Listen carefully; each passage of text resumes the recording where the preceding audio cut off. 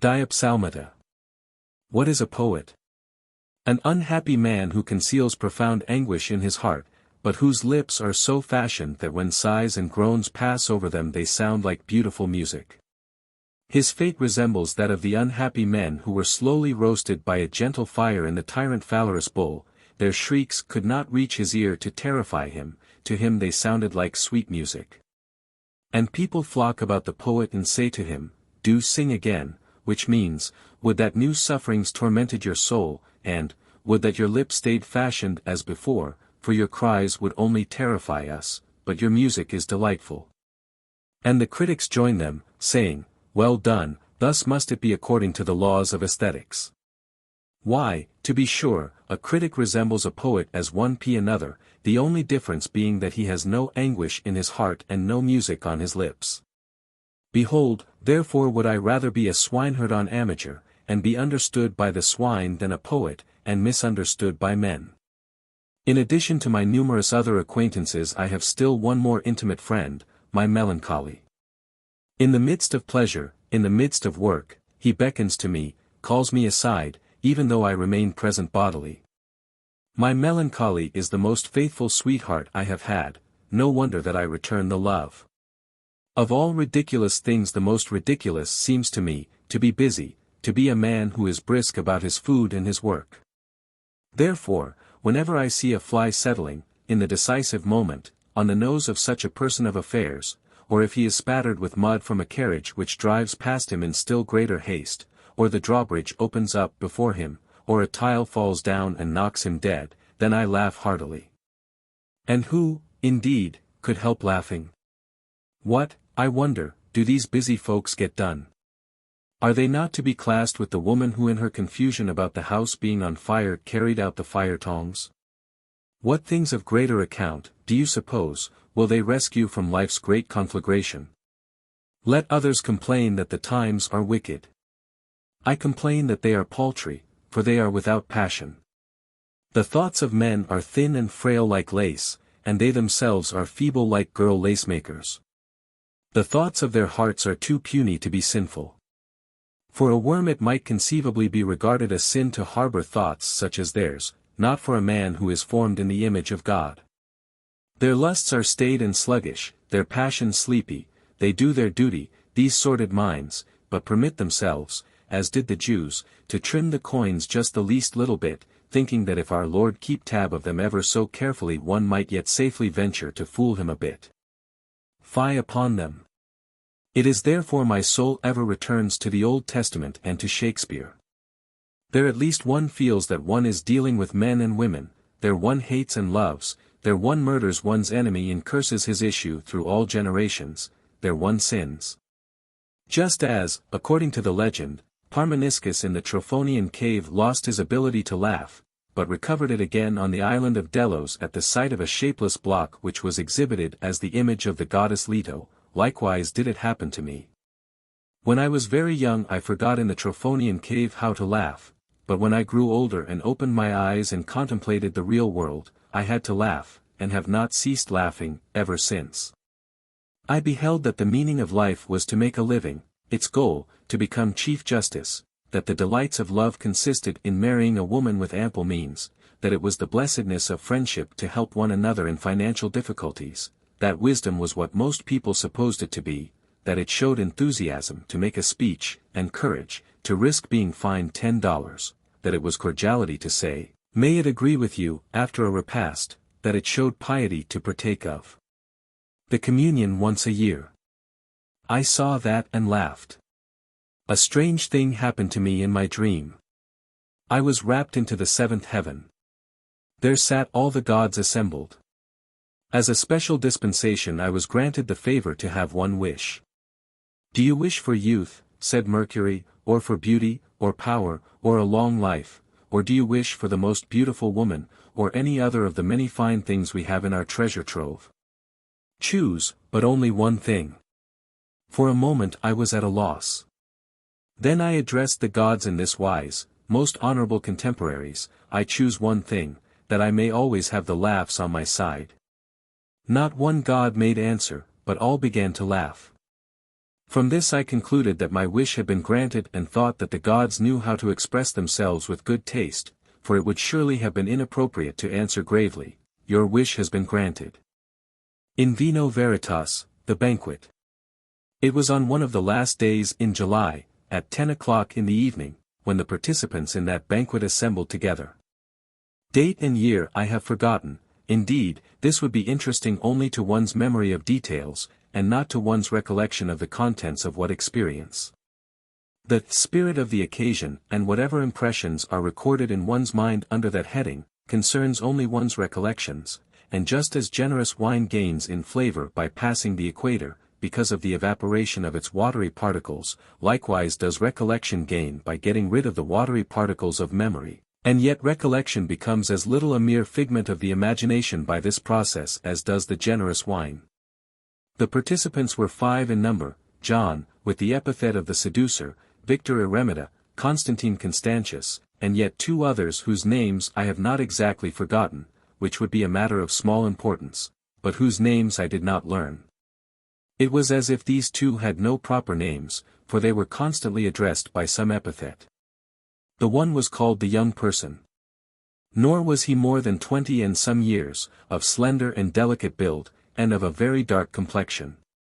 His face was thoughtful, but more pleasing even was its lovable and engaging expression, which betokened a purity of soul harmonizing perfectly with the soft charm, almost feminine, and the transparency of his whole presence. This external beauty of appearance was lost sight of, however, in one's next impression of him, or, one kept it only in mind whilst regarding a youth nurtured or, to use a still tenderer expression, petted into being, by thought, and nourished by the contents of his own soul, a youth who as yet had had nothing to do with the world, had been neither aroused and fired, nor disquieted and disturbed. Like a sleepwalker he bore the law of his actions within himself, and the amiable, kindly expression of his countenance concerned no one, but only mirrored the disposition of his soul. The other person they called the dressmaker, and that was his occupation. Of him it was impossible to get a consistent impression. He was dressed according to the very latest fashion, with his hair curled and perfumed, fragrant with eau de cologne. One moment his carriage did not lack self-possession, whereas in the next it assumed a certain dancing, festive air, a certain hovering motion, which, however, was kept in rather definite bounds by the robustness of his figure. Even when he was most malicious in his speech his voice ever had a touch of the smooth-tonguedness of the shop, the suaveness of the dealer in fancy goods, which evidently was utterly disgusting to himself and only satisfied his spirit of defiance. As I think of him now I understand him better, to be sure, than when I first saw him step out of his carriage, and I involuntarily laughed. At the same time there is some contradiction left still. He had transformed or bewitched himself, had by the magic of his own will assumed the appearance of one almost half-witted, but had not thereby entirely satisfied himself, and this is why his reflectiveness now and then peered forth from beneath his disguise. As I think of it now it seems rather absurd that 5 such persons should get a banquet arranged. Nor would anything have come of it, I suppose, if Constantine had not been one of us. In a retired room of a confectioner's shop where they met at times, the matter had been broached once before, but had been dropped immediately when the question arose as to who was to head the undertaking. The young person was declared unfit for that task, the dressmaker affirmed himself to be too busy. Victor Eremita did not beg to be excused because he had married a wife or bought a yoke of oxen which he needed to prove, but, he said, even if he should make an exception, for once, and come to the banquet, yet he would decline the courtesy offered him to preside at it, and he therewith entered protest at the proper time.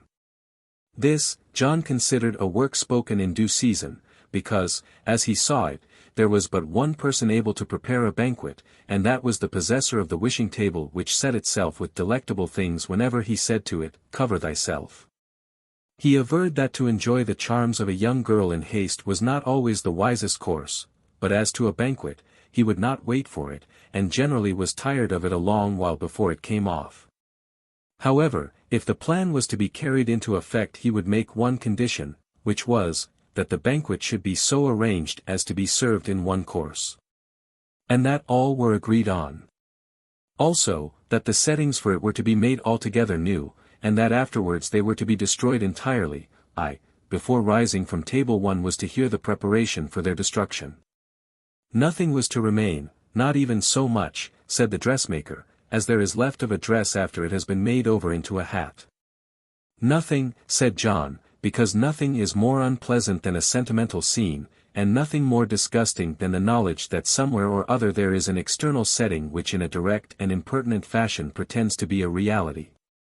When the conversation had thus become animated, Victor Eremita suddenly arose, struck an attitude on the floor, beckoned with his hand in the fashion of one commanding and, holding his arm extended as one lifting a goblet, he said, with the gesture of one waving a welcome, with this cup whose fragrance already intoxicates my senses, whose cool fire already inflames my blood, I greet you, beloved fellow banquetiers, and bid you welcome, being entirely assured that each one of you is sufficiently satisfied by our merely speaking about the banquet, for our Lord satisfied the stomach before satisfying the eye, but the imagination acts in the reverse fashion. Thereupon he inserted his hand in his pocket, took from it a cigar case, struck a match, and began to smoke. When Constantine Constantius protested against this sovereign free way of transforming the banquet planned into an illusory fragment of life, Victor declared that he did not believe for one moment that such a banquet could be got up and that, in any case, it had been a mistake to let it become the subject of discussion in advance. Whatever is to be good must come at once, for at once is the divinest of all categories and deserves to be honored as in the language of the Romans, ex templo, because it is the starting point for all that is divine in life, and so much so that what is not done at once is of evil. However, he remarked, he did not care to argue this point. In case the others wished to speak and act differently he would not say a word, but if they wished him to explain the sense of his remarks more fully he must have leave to make a speech, because he did not consider it all desirable to provoke a discussion on the subject. Permission was given him, and as the others called on him to do so at once, he spoke as follows: a banquet is in itself a difficult matter, because even if it be arranged with ever so much taste and talent there is something else essential to its success, to wit, good luck. And by this I mean not such matters as most likely would give concern to an anxious hostess, but something different, a something which no one can make absolutely sure of, a fortunate harmonizing of the spirit and the minutiae of the banquet, that fine ethereal vibration of chords, that soul-stirring music which cannot be ordered in advance from the town musicians. Look you, therefore is it a hazardous thing to undertake, because if things do go wrong, perhaps from the very start, one may suffer such a depression and loss of spirits that recovery from it might involve a very long time. Sheer habit and thoughtlessness are father and godfather to most banquets, and it is only due to the lack of critical sense among people that one fails to notice the utter absence of any idea in them. In the first place, women ought never to be present at a banquet. Women may be used to advantage only in the Greek style, as a chorus of dancers. As it is the main thing at a banquet that there be eating and drinking, woman ought not to be present, for she cannot do justice to what is offered, or, if she can, it is most unbeautiful. Whenever a woman is present the matter of eating and drinking ought to be reduced to the very slightest proportions. At most, it ought to be no more than some trifling feminine occupation, to have something to busy one's hands with. Especially in the country a little repast of this kind, which, by the way, should be put at other times than the principal meals, may be extremely delightful, and if so, always owing to the presence of the other sex. To do like the English, who let the fair sex retire as soon as the real drinking is to start, is to fall between two stools, for every plan ought to be a whole, and the very manner with which I take a seat at the table and seize hold of knife and fork bears a definite relation to this whole.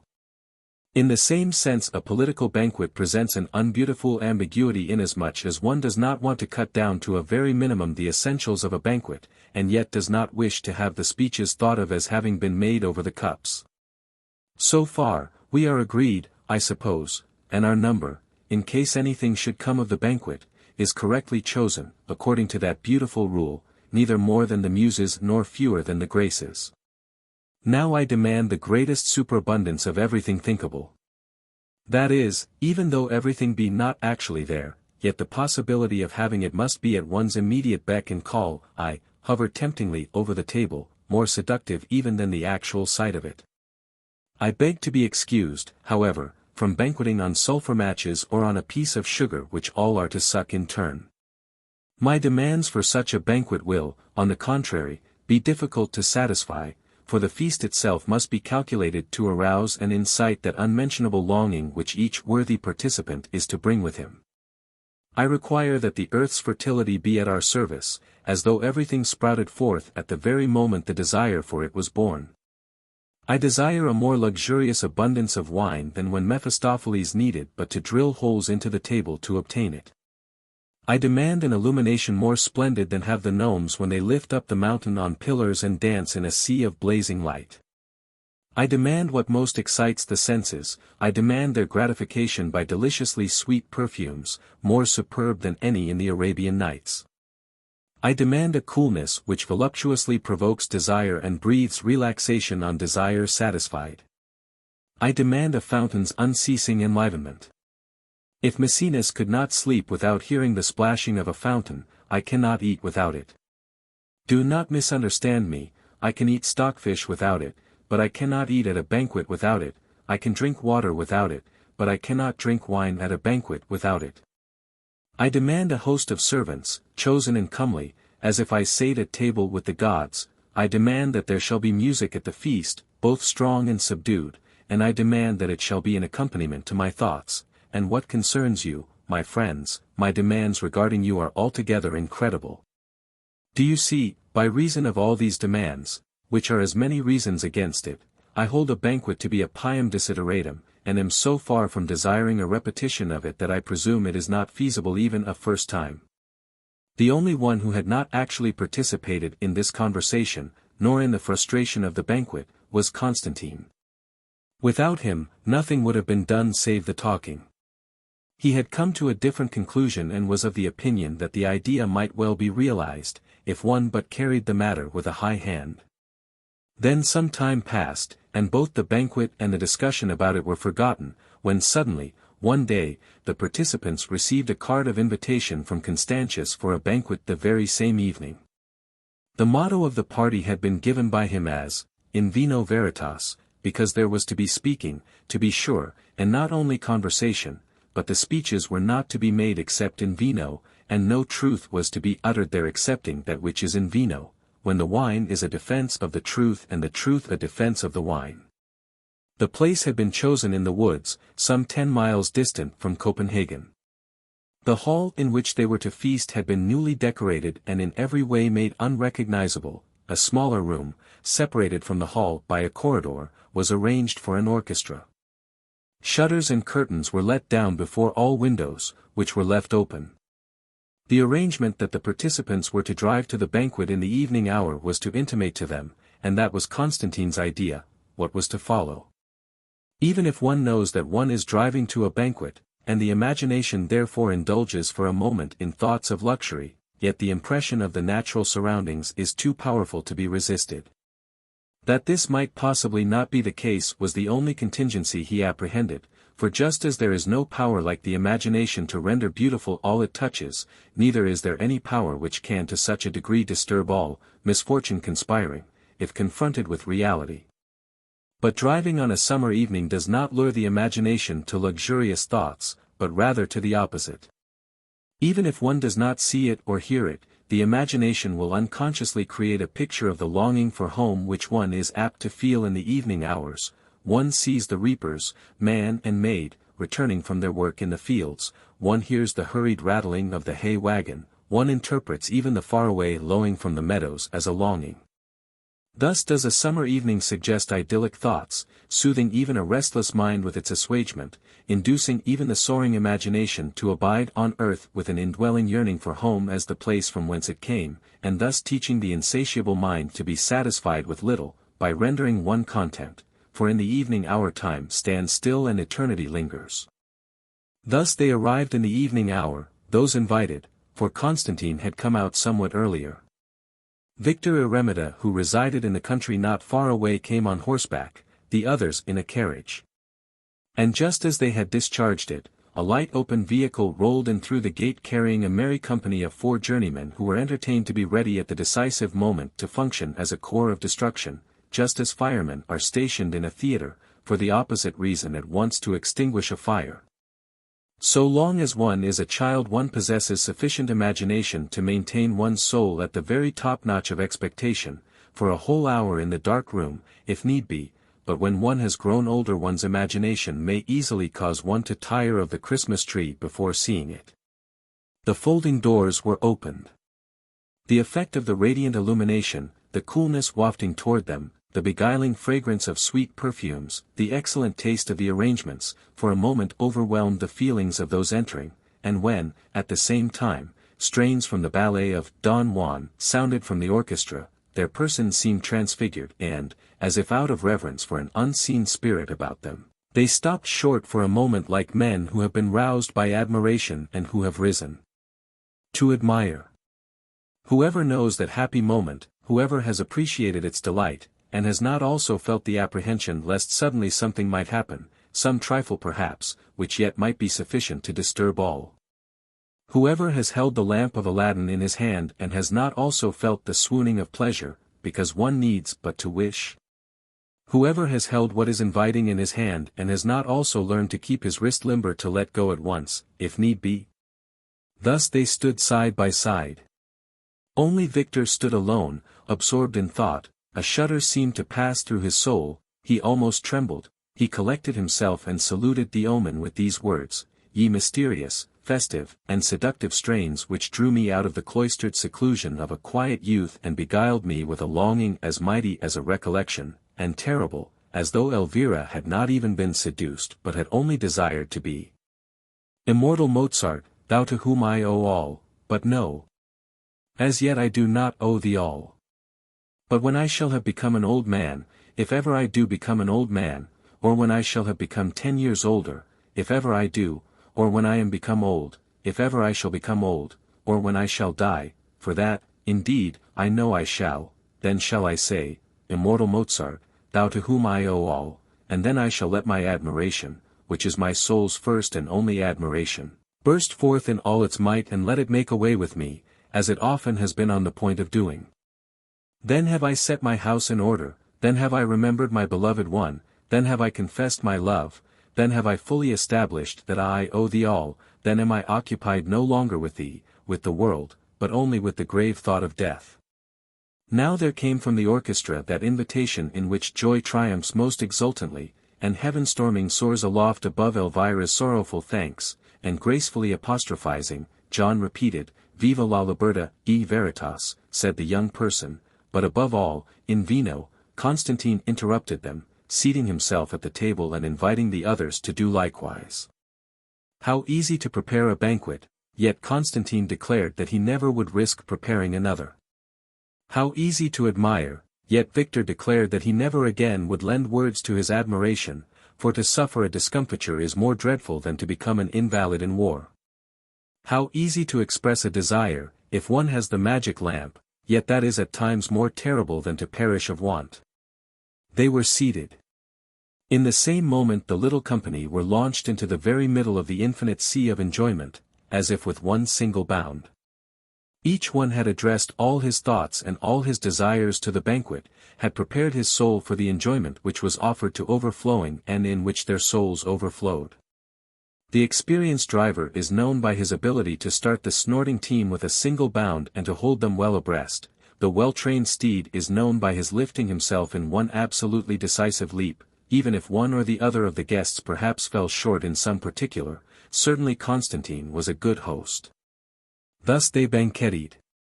Soon, conversation had woven its beautiful wreaths about the banquetiers, so that they sat garlanded. Now, it was enamored of the food, now of the wine, and now again of itself. Now, it seemed to develop into significance, and then again it was altogether slight. Soon, fancy unfolded itself, the splendid one which blows but once, the tender one which straightway closes its petals. Now, there came an exclamation from one of the banquetiers, "These truffles are superb," and now, an order of the host, "This Chateau Margaux." Now, the music was drowned in the noise, now it was heard again. Sometimes the servants stood still as if in pausa, in that decisive moment when a new dish was being brought out, or a new wine was ordered and mentioned by name. Sometimes they were all a bustle. Sometimes there was a silence for a moment, and then the reanimating spirit of the music went forth over the guests. Now, one with some bold thought would take the lead in the conversation and the others followed after, almost forgetting to eat, and the music would sound after them as it sounds after the jubilant shouts of a host storming on. Now, only the clinking of glasses and the clattering of plates was heard and the feasting proceeded in silence, accompanied only by the music that joyously advanced and again stimulated conversation. Thus they banqueted. How poor is language in comparison with that symphony of sounds unmeaning, yet how significant, whether of a battle or of a banquet, which even scenic representation cannot imitate and for which language has but a few words. How rich is language in the expression of the world of ideas, and how poor, when it is to describe reality. Only once did Constantine abandon his omnipresence in which one actually lost sight of his presence.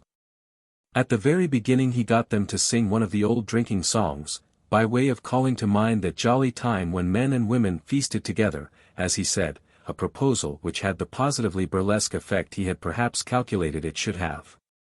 It almost gained the upper hand when the dressmaker wanted them to sing the ditty, "When I shall mount the bridal bed, hoy ho." After a couple of courses had been served, Constantine proposed that the banquet should conclude with each one's making a speech, but that precautions should be taken against the speakers divagating too much. He was for making two conditions, viz., there were to be no speeches until after the meal, and no one was to speak before having drunk sufficiently to feel the power of the wine, else he was to be in that condition in which one says much which under other circumstances one would leave unsaid, without necessarily having the connection of speech and thought constantly interrupted by hiccups. Before speaking, then, each one was to declare solemnly that he was in that condition. No definite quantity of wine was to be required, capacities differed so widely. Against this proposal, John entered protest. He could never become intoxicated, he averred, and when he had come to a certain point he grew the soberer the more he drank. Victor Eremita was of the opinion that any such preparatory premeditations to ensure one's becoming drunk would precisely militate against one's becoming so. If one desired to become intoxicated, the deliberate wish was only a hindrance. Then there ensued some discussion about the diverse influences of wine on consciousness, and especially about the fact that, in the case of a reflective temperament, an excess of wine may manifest itself, not in any particular impetus but, on the contrary, in a noticeably cool self-possession. As to the contents of the speeches, Constantine proposed that they should deal with love, that is, the relation between man and woman. No love stories were to be told, though they might furnish the text of one's remarks. The conditions were accepted. All reasonable and just demands a host may make on his guests were fulfilled. They ate and drank and were filled with drink, as the Bible has it, that is, they drank stoutly. The dessert was served. Even if Victor had not, as yet, had his desire gratified to hear the splashing of a fountain, which, for that matter, he had luckily forgotten since that former conversation, now champagne flowed profusely. The clock struck 12.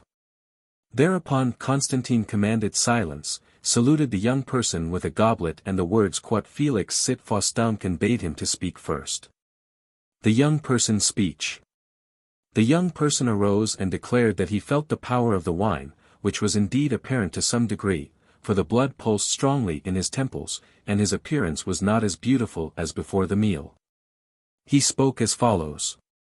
If there be truth in the words of the poets, dear fellow banquetiers, then unrequited love is, indeed, the greatest of sorrows.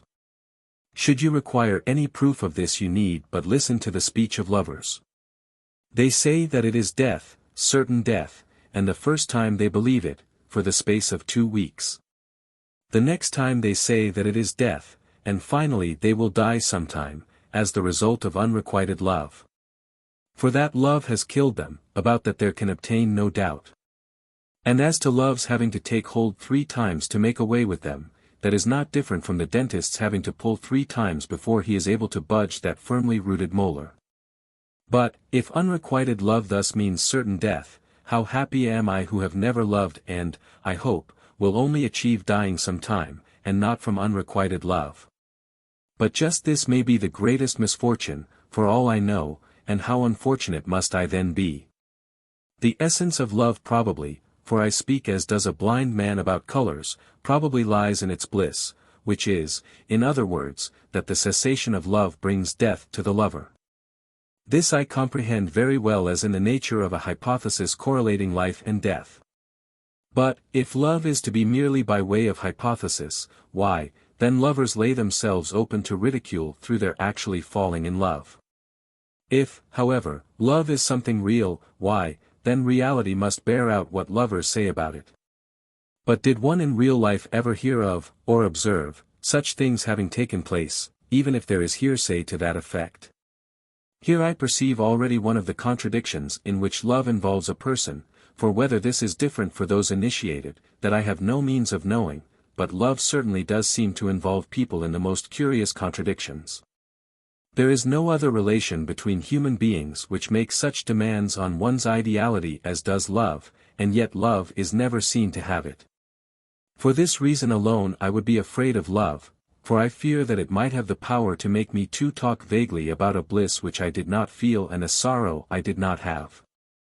I say this here since I am bidden to speak on love, though unacquainted with it. I say this in surroundings which appeal to me like a Greek symposium, for I should otherwise not care to speak on this subject as I do not wish to disturb anyone's happiness but, rather, am content with my own thoughts.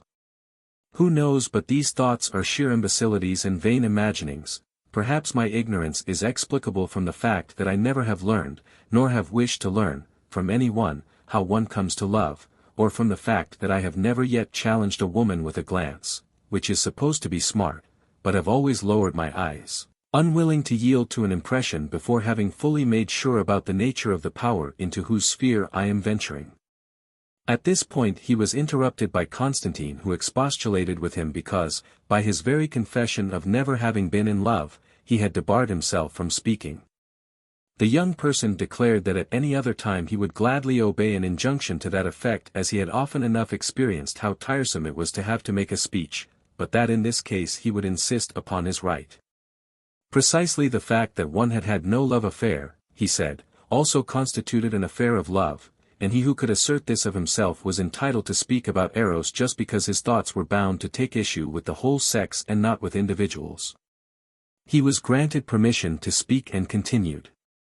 Inasmuch as my right to speak has been challenged, this may serve to exempt me from your laughter, for I know well that, just as among rustics he is not considered a man who does not call a tobacco pipe his own, likewise among menfolks he is not considered a real man who is not experienced in love.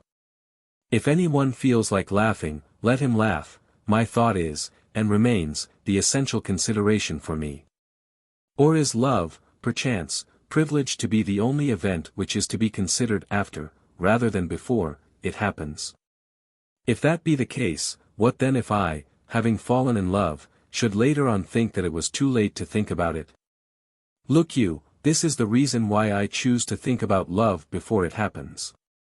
To be sure, lovers also maintain that they gave the matter thought, but such is not the case. They assume it to be essential in man to fall in love, but this surely does not mean thinking about love but, rather, assuming it, in order to make sure of getting oneself a sweetheart. In fact, whenever my reflection endeavors to pin down love, naught but contradiction seems to remain. At times, it is true, I feel as if something had escaped me, but I cannot tell what it is, whereas my reflection is able at once to point out the contradictions in what does occur. Very well, then, in my opinion love is the greatest self-contradiction imaginable, and comical at the same time. Indeed, the one corresponds to the other. The comical is always seen to occur in the category of contradictions, which truth I cannot take the time to demonstrate now, but what I shall demonstrate now is that love is comical. By love I mean the relation between man and woman. I am not thinking of Eros in the Greek sense which has been extolled so beautifully by Plato, who, by the way, is so far from considering the love of woman that he mentions it only in passing, holding it to be inferior to the love of youths. I say, love is comical to a third person, more I say not. Whether it is for this reason that lovers always hate a third person I do not know, but I do know that reflection is always in such a relation the third person, and for this reason I cannot love without at the same time having a third person present in the shape of my reflection. This surely cannot seem strange to any one, every one having doubted everything, whereas I am uttering my doubts only with reference to love. And yet I do think it strange that people have doubted everything and have again reached certainty, without as much as dropping a word concerning the difficulties which have held my thought captive, so much so that I have, now and then, longed to be freed of them, freed by the aid of one, note well, who was aware of these difficulties, and not of one who in his sleep had a notion to doubt, and to have doubted, everything, and again in his sleep had the notion that he is explaining, and has explained, all. Let me then have your attention, dear fellow banquetiers, and if you yourselves be lovers do not therefore interrupt me, nor try to silence me because you do not wish to hear the explanation. Rather turn away and listen with averted faces to what I have to say, and what I insist upon saying, having once begun. In the first place I consider it comical that every one loves, and every one wishes to love, without any one ever being able to tell one what is the nature of the lovable or that which is the real object of love. As to the word, to love, I shall not discuss it since it means nothing definite, but as soon as the matter is broached at all we are met by the question as to what it is one loves.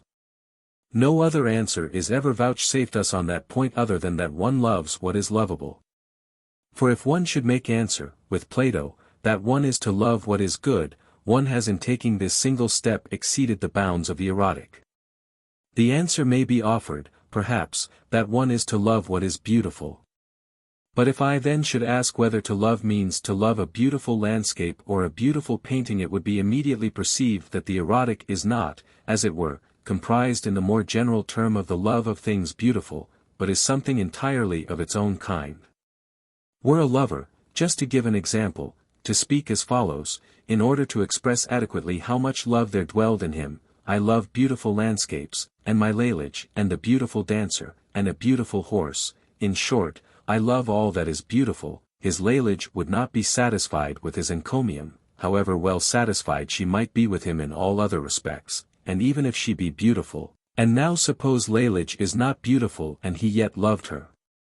Again, if I should refer the erotic element to the bisection of which Aristophanes tells us when he says that the god severed man into two parts as one cuts flounders, and that these parts thus separated sought one another, then I again encounter a difficulty I cannot get over, which is, in how far I may base my reasoning on Aristophanes who in his speech, just because there is no reason for the thought to stop at this point, goes further in his thought and thinks that the gods might take it into their heads to divide man into three parts, for the sake of still better fun. For the sake of still better fun, for is it not true, as I said, that love renders a person ridiculous, if not in the eyes of others then certainly in the eyes of the gods? Now, let me assume that the erotic element resides essentially in the relation between man and woman. What is to be inferred from that? If the lover should say to his Lalage, I love you because you are a woman, I might as well love any other woman, as for instance, ugly Zoe, then beautiful Lalage would feel insulted. In what, then, consists the lovable? This is my question, but unfortunately, no one has been able to tell me. The individual lover always believes that, as far as he is concerned, he knows. Still he cannot make himself understood by any other lover, and he who listens to the speech of a number of lovers will learn that no two of them ever agree, even though they all talk about the same thing. Disregarding those altogether silly explanations which leave one as wise as before, that is, end by asserting that it is really the pretty feet of the beloved damsel, or the admired mustachios of the swain, which are the objects of love, disregarding these, one will find mentioned, even in the declamations of lovers in the higher style, first a number of details and, finally, the declaration, all her lovable ways, and when they have reached the climax, that inexplicable something I do not know how to explain. And this speech is meant to please especially beautiful Lalage. Me it does not please, for I don't understand a word of it and find, rather, that it contains a double contradiction, first, that it ends with the inexplicable, second, that it ends with the inexplicable, for he who intends to end with the inexplicable had best begin with the inexplicable and then say no more, lest he lay himself open to suspicion. If he begin with the inexplicable, saying no more, then this does not prove his helplessness, for it is, anyway, an explanation in a negative sense, but if he does begin with something else and lands in the inexplicable, then this does certainly prove his helplessness. So then we see, to love corresponds to the lovable, and the lovable is the inexplicable. Well, that is at least something, but comprehensible it is not, as little as the inexplicable way in which love seizes on its prey. Who, indeed, would not be alarmed if people about one, time and again, dropped down dead, all of a sudden, or had convulsions, without anyone being able to account for it? But precisely in this fashion does love invade life, only with the difference that one is not alarmed thereby, since the lovers themselves regard it as their greatest happiness, but that one, on the contrary, is tempted to laugh, for the comical and the tragical elements ever correspond to one another. Today, one may converse with a person and can fairly well make him out. Tomorrow, he speaks in tongues and with strange gestures, he is in love. Now, if to love meant to fall in love with the first person that came along, it would be easy to understand that one could give no special reasons for it, but since to love means to fall in love with one single person in all the world, it would seem as if such an extraordinary process of singling out ought to be due to such an extensive chain of reasoning that one might have to beg to be excused from hearing it, not so much because it did not explain anything as because it might be too lengthy to listen to. But no, the lovers are not able to explain anything at all. He has seen hundreds upon hundreds of women, he is, perhaps, advanced in years and has all along felt nothing, and all at once he sees her the only one, Catherine. Is this not comical? Is it not comical that the relation which is to explain and beautify all life, love, is not like the mustard seed from which there grows a great tree, but being still smaller is, at bottom, nothing at all, for not a single antecedent criterion can be mentioned, as e.g., that the phenomenon occurred at a certain age, nor a single reason as to why he should select her alone in all the world. And that by no means in the same sense as when Adam chose Eve, because there was none other. Or is not the explanation which the lovers vouchsafe just as comical, or, does it not, rather, emphasize the comical aspect of love? They say that love renders one blind, and by this fact they undertake to explain the phenomenon. Now, if a person who was going into a dark room to fetch something should answer, on my advising him to take a light along, that it was only a trifling matter he wanted and so he would not bother to take a light along, then I would understand him excellently well. If, on the other hand, this same person should take me aside and, with an air of mystery, confide to me that the thing he was about to fetch was of the very greatest importance and that it was for this reason that he was able to do it in the dark, then I wonder if my weak mortal brain could follow the soaring flight of his speech. Even if I should refrain from laughing, in order not to offend him, I should hardly be able to restrain my mirth as soon as he had turned his back. But at love nobody laughs, for I am quite prepared to be embarrassed like the Jew who, after ending his story, asks, "Is there no one who will laugh?" And yet I did not miss the point, as did the Jew, and as to my laughter I am far from wanting to insult any one. Quite on the contrary, I scorn those fools who imagine that their love has such good reasons that they can afford to laugh at other lovers, for since love is altogether inexplicable, one lover is as ridiculous as the other. Quite as foolish and haughty I consider it also when a man proudly looks about him in the circle of girls to find who may be worthy of him, or when a girl proudly tosses her head to select or reject, because such persons are simply basing their thoughts on an unexplained assumption. No. What busies my thought is love as such, and it is love which seems ridiculous to me, and therefore I fear it, lest I become ridiculous in my own eyes, or ridiculous in the eyes of the gods who have fashioned man thus. In other words, if love is ridiculous it is equally ridiculous, whether now my sweetheart be a princess or a servant girl, for the lovable, as we have seen, is the inexplicable. Look you, therefore do I fear love, and find precisely in this a new proof of love's being comical, for my fear is so curiously tragic that it throws light on the comical nature of love. When people wreck a building a sign is hung up to warn people, and I shall take care to stand from under. When a bar has been freshly painted a stone is laid in the road to apprise people of the fact. when a driver is in danger of running a man over he will shout, "Look out," when there have been cases of cholera in a house a soldier is set as guard, and so forth. What I mean is that if there is some danger, one may be warned and will successfully escape it by heeding the warning. Now, fearing to be rendered ridiculous by love, I certainly regard it as dangerous, so what shall I do to escape it? In other words, what shall I do to escape the danger of some woman falling in love with me? I am far from entertaining the thought of being an Adonis every girl is bound to fall in love with. Relata refero, I relate what I have been told, for what this means I do not understand, goodness no. But since I do not know what the lovable is, I cannot, by any manners of means, know how to escape this danger. Since, for that matter, the very opposite of beauty may constitute the lovable, and, finally, since the inexplicable also is the lovable, I am forsooth in the same situation as the man Jean Paul speaks of somewhere who, standing on one foot, reads a sign saying, "Fox traps here," and now does not dare either to lift his foot or to set it down. No, love any one I will not, before I have fathomed what love is, but this I cannot, but have, rather, come to the conclusion that it is comical. Hence I will not love, but alas! I have not thereby avoided the danger, for, since I do not know what the lovable is and how it seizes me, or how it seizes a woman with reference to me, I cannot make sure whether I have avoided the danger. This is tragical and, in a certain sense, even profoundly tragical, even if no one is concerned about it, or if no one is concerned about the bitter contradiction for one who thinks, that a something exists which everywhere exercises its power and yet is not to be definitely conceived by thought and which, perhaps, may attack from the rear him who in vain seeks to conceive it.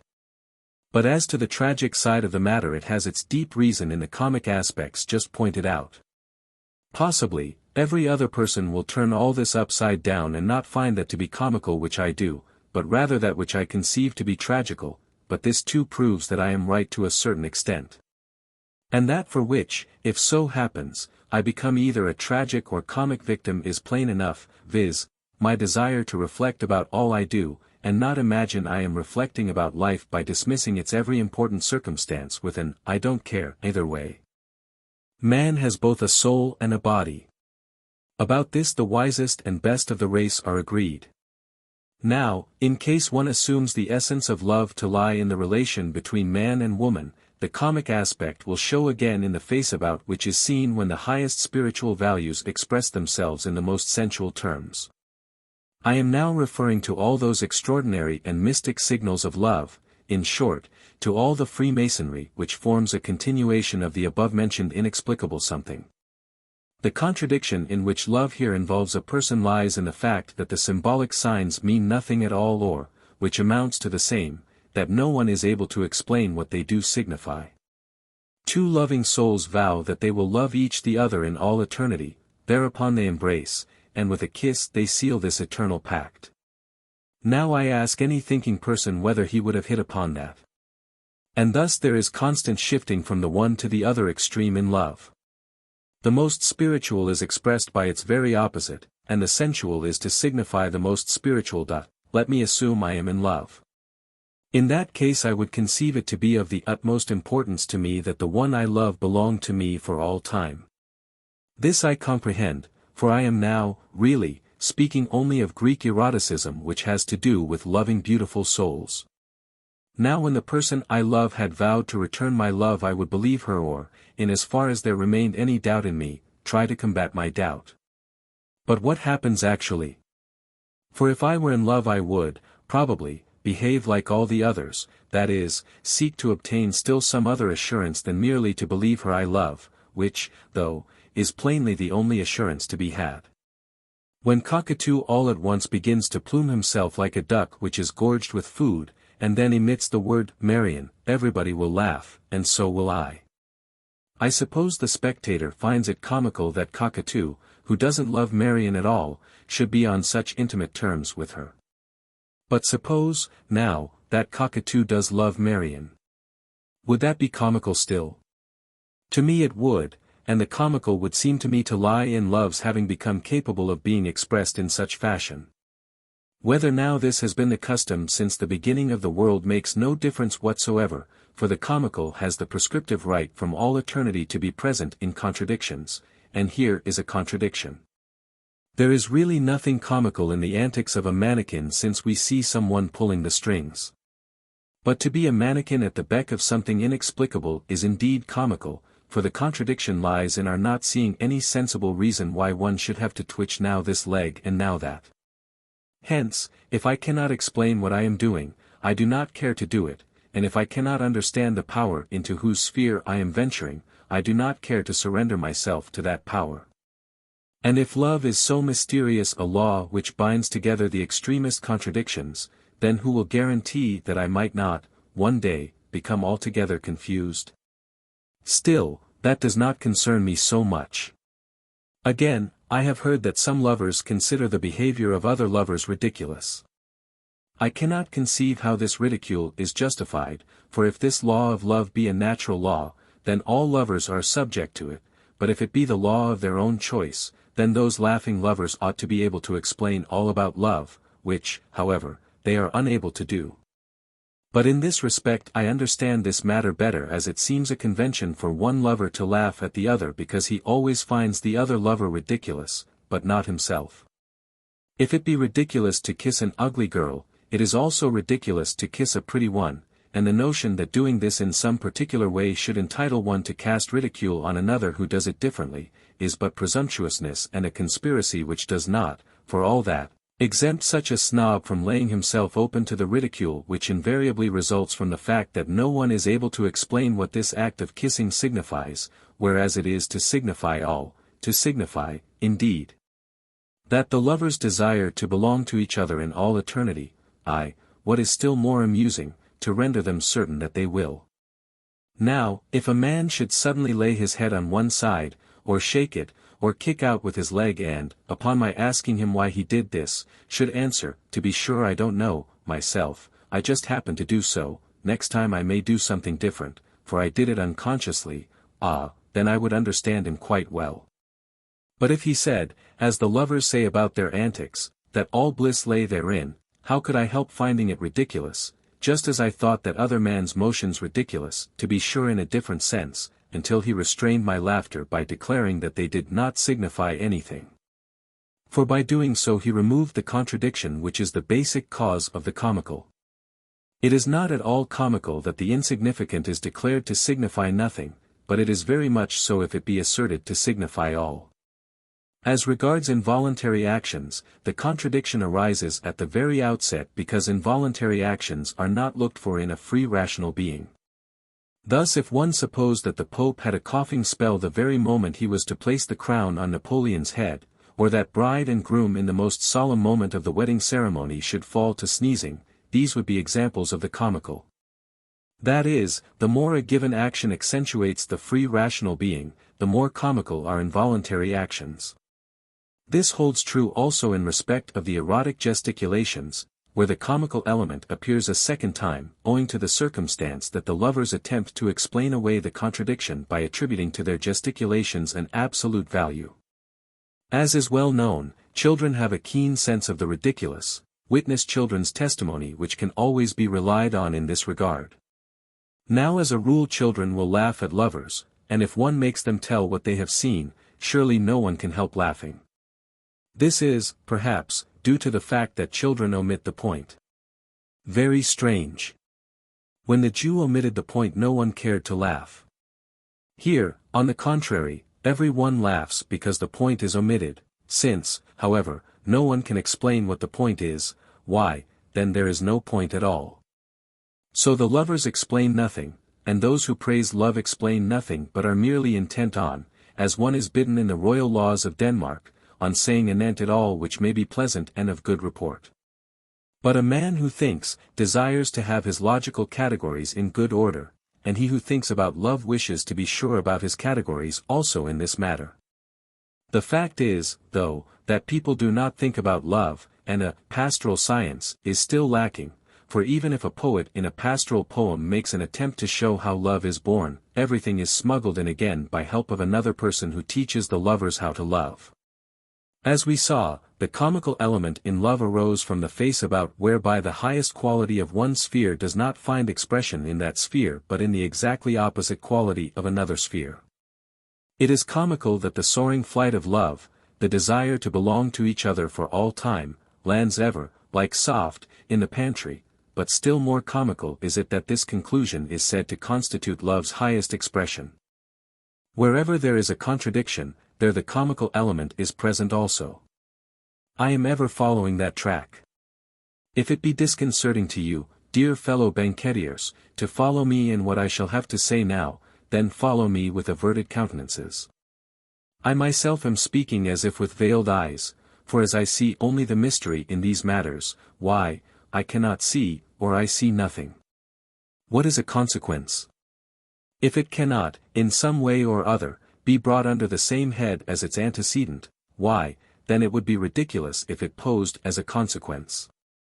To illustrate, if a man who wanted to take a bath jumped into the tank and, coming to the surface again somewhat confused, groped for the rope to hold on to, but caught the douche line by mistake, and a shower now descended on him with sufficient motivation and for excellent good reason, why, then the consequence would be entirely in order. The ridiculous here consisted in his seizing the wrong rope, but there is nothing ridiculous in the shower descending when one pulls the proper rope. Rather, it would be ridiculous if it did not come, as for example, just to show the correctness of my contention about contradictions, if a man nerved himself with bold resolution in order to withstand the shock and, in the enthusiasm of his decision, with a stout heart pulled the line, and the shower did not come. Let us see now how it is with regard to love. The lovers wish to belong to each other for all time, and this they express, curiously, by embracing each other with all the intensity of the moment, and all the bliss of love is said to reside therein. But all desire is egotistic. Now, to be sure, the lover's desire is not egotistic in respect of the one he loves, but the desire of both in conjunction is absolutely egotistic in so far as they in their union and love represent a new ego. And yet they are deceived, for in the same moment the race triumphs over the individual, the race is victorious, and the individuals are debased to do its bidding. Now this I find more ridiculous than what Aristophanes thought so ridiculous. The ridiculous aspect of his theory of bisection lies in the inherent contradiction, which the ancient author does not sufficiently emphasize, however. In considering a person one naturally supposes him to be an entity, and so one does believe till it becomes apparent that, under the obsession of love, he is but a half which runs about looking for its complement. There is nothing ridiculous in half an apple. The comical would appear if a whole apple turned out to be only half an apple. In the first case there exists no contradiction, but certainly in the latter. If one actually based one's reasoning on the figure of speech that woman is but half a person, she would not be ridiculous at all in her love. Man, however, who has been enjoying civic rights as a whole person, will certainly appear ridiculous when he takes to running about, and looking for his other half, for he betrays thereby that he is but half a person. In fact, the more one thinks about the matter the more ridiculous it seems, because if man really be a whole, why, then he will not become a whole in love, but he and woman would make up one and a half. No wonder, then, that the gods laugh, and particularly at man. But let me return to my consequence. When the lovers have found each other, one should certainly believe that they formed a whole, and in this should lie the proof of their assertion that they wish to live for each other for all time. But lo! Instead of living for each other they begin to live for the race, and this they do not even suspect. What is a consequence? If, as I observed, one cannot detect in it the cause out of which it proceeded, the consequence is merely ridiculous, and he becomes a laughing stock to whom this happens. Now, the fact that the separated halves have found each other ought to be a complete satisfaction and rest for them, and yet the consequence is a new existence. That having found each other should mean a new existence for the lovers, is comprehensible enough, but not, that a new existence for a third being should take its inception from this fact. And yet the resulting consequence is greater than that of which it is the consequence, whereas such an end as the lovers finding each other ought to be infallible evidence of no other, subsequent, consequence being thinkable. Does the satisfaction of any other desire show an analogy to this consequence? Quite on the contrary, the satisfaction of desire is in every other case evinced by a period of rest, and even if a tristitia, dejection, does supervene, indicating, by the way, that every satisfaction of an appetite is comical, this tristitia is a straightforward consequence, though no tristitia so eloquently attests a preceding comical element as does that following love. It is quite another matter with an enormous consequence such as we are dealing with, a consequence of which no one knows whence it comes, nor whether it will come, whereas, if it does come, it comes as a consequence. Who is able to grasp this? And yet that which for the initiates of love constitutes the greatest pleasure is also the most important thing for them, so important that they even adopt new names, derived from the consequence thereof which thus, curiously enough, assumes retroactive force. The lover is now called father, his sweetheart, mother, and these names seem to them the most beautiful. And yet there is a being to whom these names are even more beautiful, for what is as beautiful as filial piety? To me it seems the most beautiful of all sentiments, and fortunately I can appreciate the thought underlying it. We are taught that it is seeming in a son to love his father. This I comprehend, I cannot even suspect that there is any contradiction possible here, and I acknowledge infinite satisfaction in being held by the loving bonds of filial piety. I believe it is the greatest debt of all to owe another being one's life.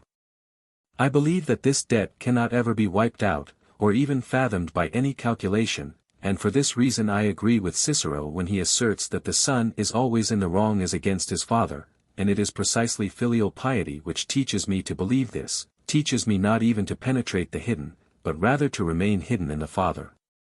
Quite true, I am glad to be another person's greatest debtor, but as to the opposite, viz., before deciding to make another person my greatest debtor, I want to arrive at greater clarity.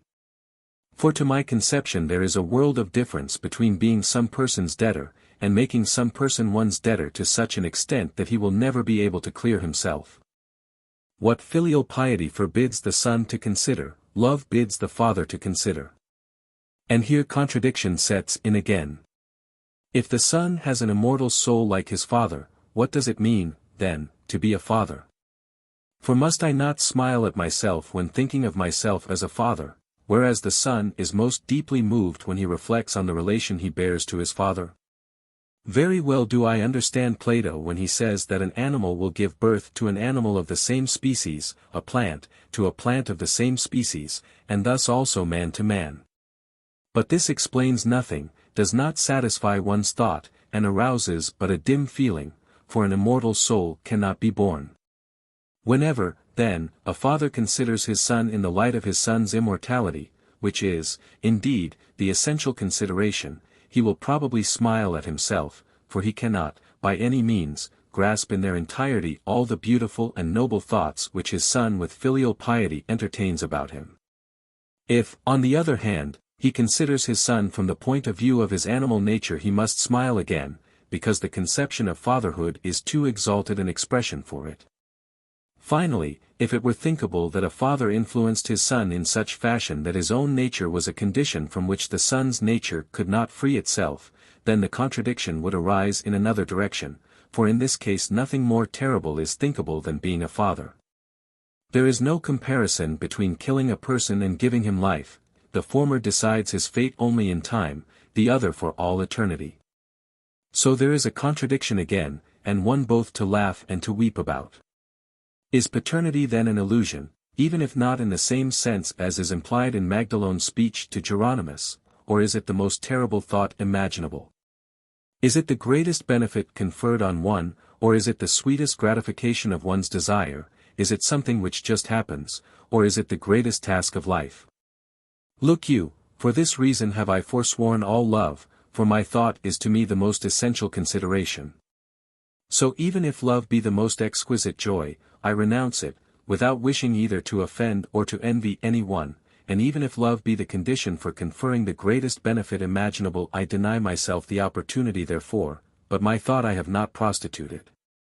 By no means do I lack an eye for what is beautiful, by no means does my heart remain unmoved when I read the songs of the poets, by no means is my soul without sadness when it yields to the beautiful conception of love, but I do not wish to become unfaithful to my thought. And of what avail were it to be, for there is no happiness possible for me except my thought have free sway. If it had not, I would in desperation yearn for my thought, which I may not desert to cleave to a wife, for it is my immortal part and, hence, of more importance than a wife. Well do I comprehend that if anything is sacred it is love, that if faithlessness in any relation is base, it is doubly so in love, that if any deceit is detestable, it is tenfold more detestable in love. But my soul is innocent of blame. I have never looked at any woman to desire her, neither have I fluttered about aimlessly before blindly plunging, or lapsing, into the most decisive of all relations. If I knew what the lovable were I would know with certainty whether I had offended by tempting any one, but since I do not know, I am certain only of never having had the conscious desire to do so. Supposing I should yield to love and be made to laugh, or supposing I should be cast down by terror, since I cannot find the narrow path which lovers travel as easily as if it were the broad highway, undisturbed by any doubts, which they surely have bestowed thought on, seeing our times have, indeed, reflected about all and consequently will comprehend me when I assert that to act unreflectingly is nonsense, as one ought to have gone through all possible reflections before acting, supposing, I should yield to love. Would I not insult past redress my beloved one if I laughed, or irrevocably plunge her into despair if I were overwhelmed by terror? For I understand well enough that a woman cannot be expected to have thought as profoundly about these matters, and a woman who found love comical, as but gods and men can, for which reason woman is a temptation luring them to become ridiculous, would both betray a suspicious amount of previous experience and understand me least. But a woman who comprehended the terror of love would have lost her loveliness and still fail to understand me, she would be annihilated, which is in no wise my case, so long as my thought saves me. Is there no one ready to laugh? When I began by wanting to speak about the comical element in love you perhaps expected to be made to laugh, for it is easy to make you laugh, and I myself am a friend of laughter, and still you did not laugh, I believe. The effect of my speech was a different one, and yet precisely this proves that I have spoken about the comical. If there be no one who laughs at my speech, well, then laugh a little at me, dear fellow banquetiers, and I shall not wonder, for I do not understand what I have occasionally heard you say about love. Very probably, though, you are among the initiated as I am not. Thereupon the young person seated himself. He had become more beautiful, almost, than before the meal. Now he sat quietly, looking down before him, unconcerned about the others. John the seducer desired at once to urge some objections against the young person's speech but was interrupted by Constantine who warned against discussions and ruled that on this occasion only speeches were in order. John said if that was the case, he would stipulate that he should be allowed to be the last speaker. This again gave rise to a discussion as to the order in which they were to speak, which Constantine closed by offering to speak forthwith, against their recognizing his authority to appoint the speakers in their turn. Constantine's speech. Constantine spoke as follows. There is a time to keep silence, and a time to speak, and now it seems to be the time to speak briefly, for our young friend has spoken much and very strangely. His vis comica, comical power, has made us struggle ancipitae proelio, in uncertain battle, because his speech was full of doubts, as he himself is, sitting there now, a perplexed man who knows not whether to laugh, or weep, or fall in love. In fact, had I had foreknowledge of his speech, such as he demands one should have of love, I should have forbidden him to speak, but now it is too late. I shall bid you then, dear bellow banquetiers, gladsome and merry to be, and even if I cannot enforce this I shall ask you to forget each speech so soon as it is made and to wash it down with a single draught. And now as to woman, about whom I shall speak. I too have pondered about her, and I have finally discovered the category to which she belongs. I too have sought, but I have found, too, and I have made a matchless discovery which I shall now communicate to you. Woman is understood correctly only when placed in the category of the joke. It is man's function to be absolute, to act in an absolute fashion, or to give expression to the absolute. Woman's sphere lies in her relativity. Between beings so radically different, no true reciprocal relation can exist. Precisely in this incommensurability lies the joke. And with woman the joke was born into the world. It is to be understood, however, that man must know how to stick to his role of being absolute, for else nothing is seen, that is to say, something exceedingly common is seen, viz., that man and woman fit each other, he as a half-man and she as a half-man. The joke is not an aesthetic, but an abortive ethical, category. Its effect on thought is about the same as the impression we receive if a man were solemnly to begin making a speech, recite a comma or two with his pronouncement, then say, dash, and then stop. Thus with woman. One tries to cover her with the ethical category, one thinks of human nature, one opens one's eyes, one fastens one's glances on the most excellent maiden in question, an effort is made to redeem the claims of the ethical demand, and then one grows ill at ease and says to oneself, ah, this is undoubtedly a joke. The joke lies, indeed, in applying that category to her and measuring her by it, because it would be idle to expect serious results from her, but just that is the joke. Because if one could demand it of her it would not be a joke at all.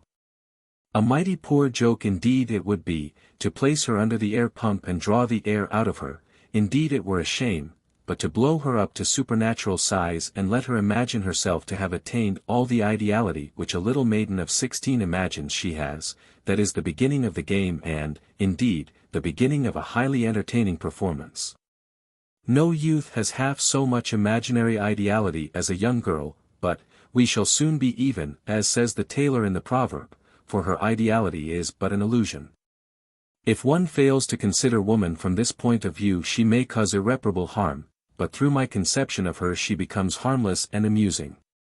For a man there is nothing more shocking than to catch himself twaddling.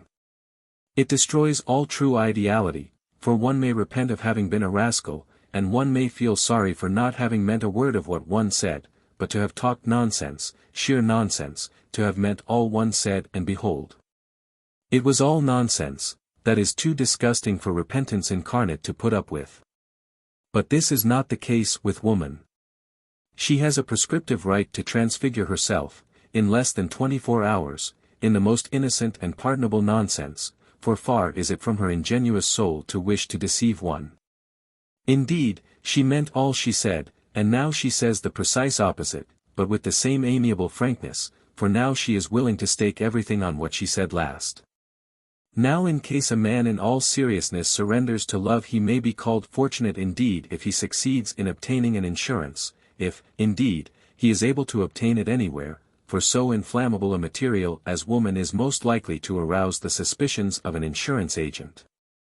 Just consider for a moment what he has done in thus identifying himself with her. If, some fine New Year's night she goes off like some fireworks he will promptly follow suit, and even if this should not happen he will have many a close call. And what may he not lose? He may lose his all, for there is but one absolute antithesis to the absolute, and that is nonsense. Therefore, let him not seek refuge in some society for morally tainted individuals, for he is not morally tainted, far from it, only, he has been reduced in absurdum and beatified in nonsense, that is, has been made a fool of. This will never happen among men. If a man should sputter off in this fashion I would scorn him. If he should fool me by his cleverness I need but apply the ethical category to him, and the danger is trifling. If things go too far I shall put a bullet through his brain, but to challenge a woman, what is that, if you please? Who does not see that it is a joke, just as when Xerxes had the sea whipped? When Othello murders Desdemona, granting she really had been guilty, he has gained nothing, for he has been duped, and a dupe he remains, for even by his murdering her he only makes a concession with regard to a consequence which originally made him ridiculous, whereas Elvira may be an altogether pathetic figure when arming herself with a dagger to obtain revenge. The fact that Shakespeare has conceived Othello as a tragic figure, even disregarding the calamity that Desdemona is innocent, is to be explained and, indeed, to perfect satisfaction, by the hero being a colored person. For a colored person, dear fellow banquetiers, who cannot be assumed to represent spiritual qualities, a colored person, I say, who therefore becomes green in his face when his ire is aroused, which is a physiological fact. A colored man may, indeed, become tragic if he is deceived by a woman, just as a woman has all the pathos of tragedy on her side when she is betrayed by a man. A man who flies into a rage may perhaps become tragic, but a man of whom one may expect a developed mentality, he will either not become jealous, or he will become ridiculous if he does, and most of all when he comes running with a dagger in his hand. A pity that Shakespeare has not presented us with a comedy of this description in which the claim raised by a woman's infidelity is turned down by irony, for not everyone who is able to see the comical element in this situation is able also to develop the thought and give it dramatic embodiment. Let one but imagine Socrates surprising Xanthippe in the act, for it would be unsocratic even to think of Socrates being particularly concerned about his wife's fidelity, or still worse, spying on her. Imagine it, and I believe that the fine smile which transformed the ugliest man in Athens into the handsomest, would for the first time have turned into a roar of laughter. It is incomprehensible why Aristophanes, who so frequently made Socrates the butt of his ridicule, neglected to have him run on the stage shouting, "Where is she, so that I may kill her, i.e., my unfaithful Xanthippe." For really it does not matter greatly whether or no Socrates was made a cuckold, and all that Xanthippe may do in this regard is wasted labor, like snapping one's fingers in one's pocket, for Socrates remains the same intellectual hero, even with a horn on his forehead.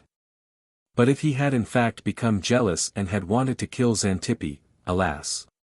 Then would Xanthippe have exerted a power over him such as the entire Greek nation and his sentence of death could not, to make him ridiculous. A cuckold is comical, then, with respect to his wife, but he may be regarded as becoming tragical with respect to other men. In this fact we may find an explanation of the Spanish conception of honor. But the tragic element resides chiefly in his not being able to obtain redress, and the anguish of his suffering consists really in its being devoid of meaning, which is terrible enough.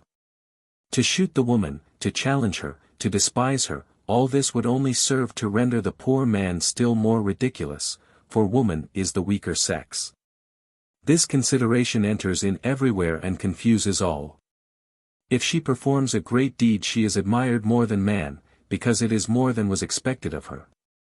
If she is betrayed, all the pathos is on her side, but if a man is deceived one has scant sympathy and little patience while he is present, and laughs at him when his back is turned.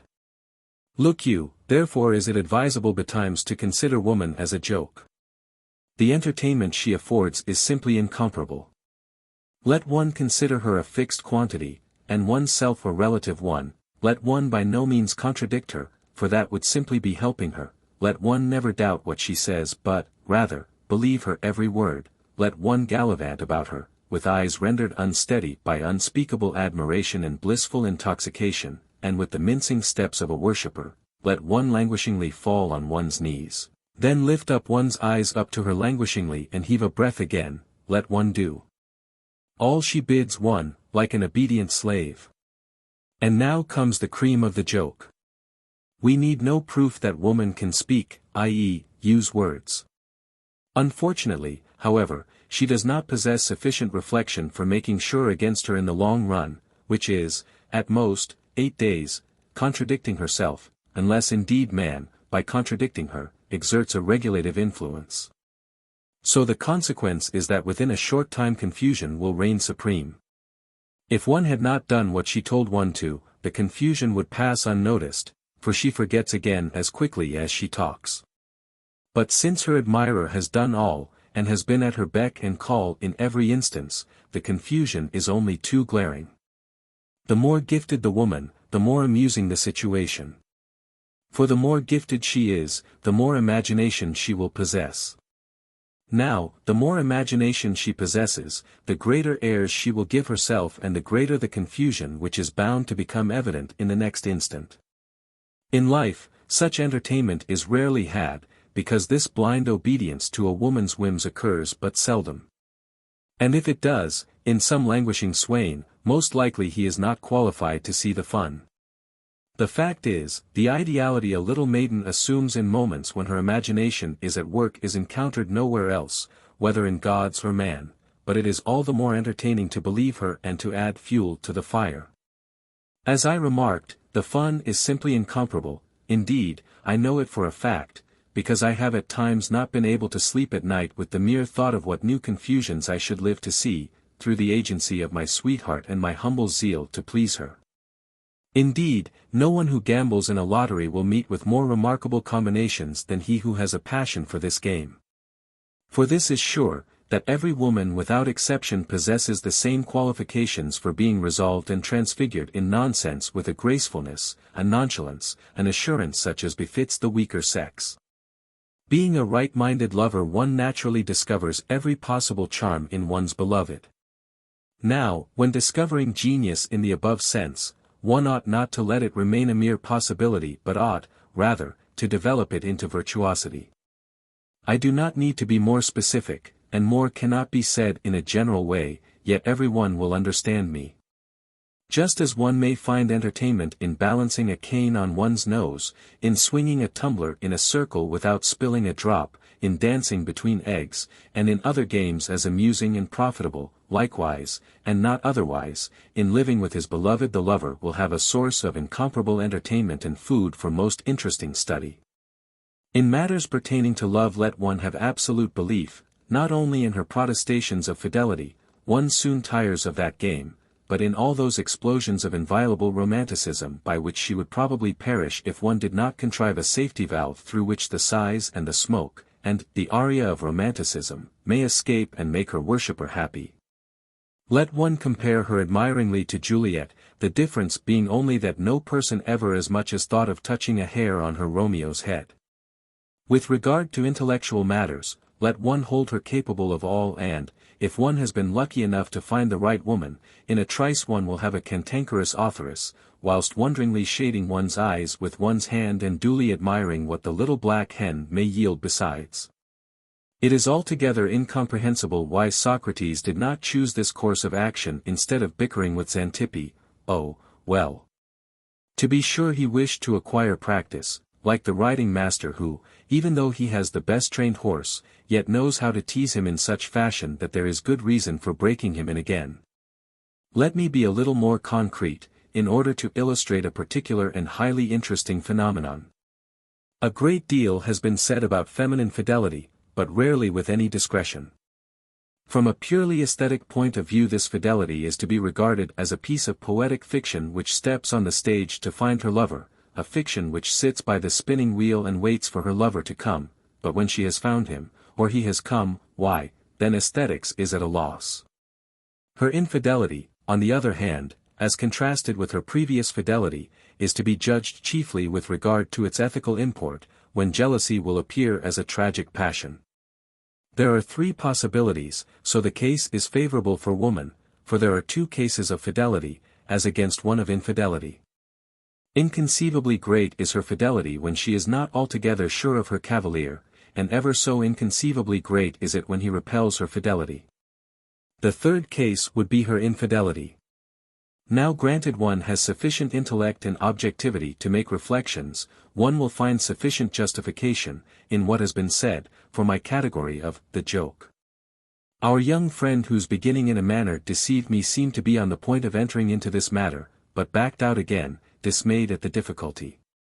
And yet the explanation is not difficult, providing one really sets about it seriously, to make unrequited love and death correspond to one another, and providing one is serious enough to stick to his thought, and so much seriousness one ought to have, for the sake of the joke.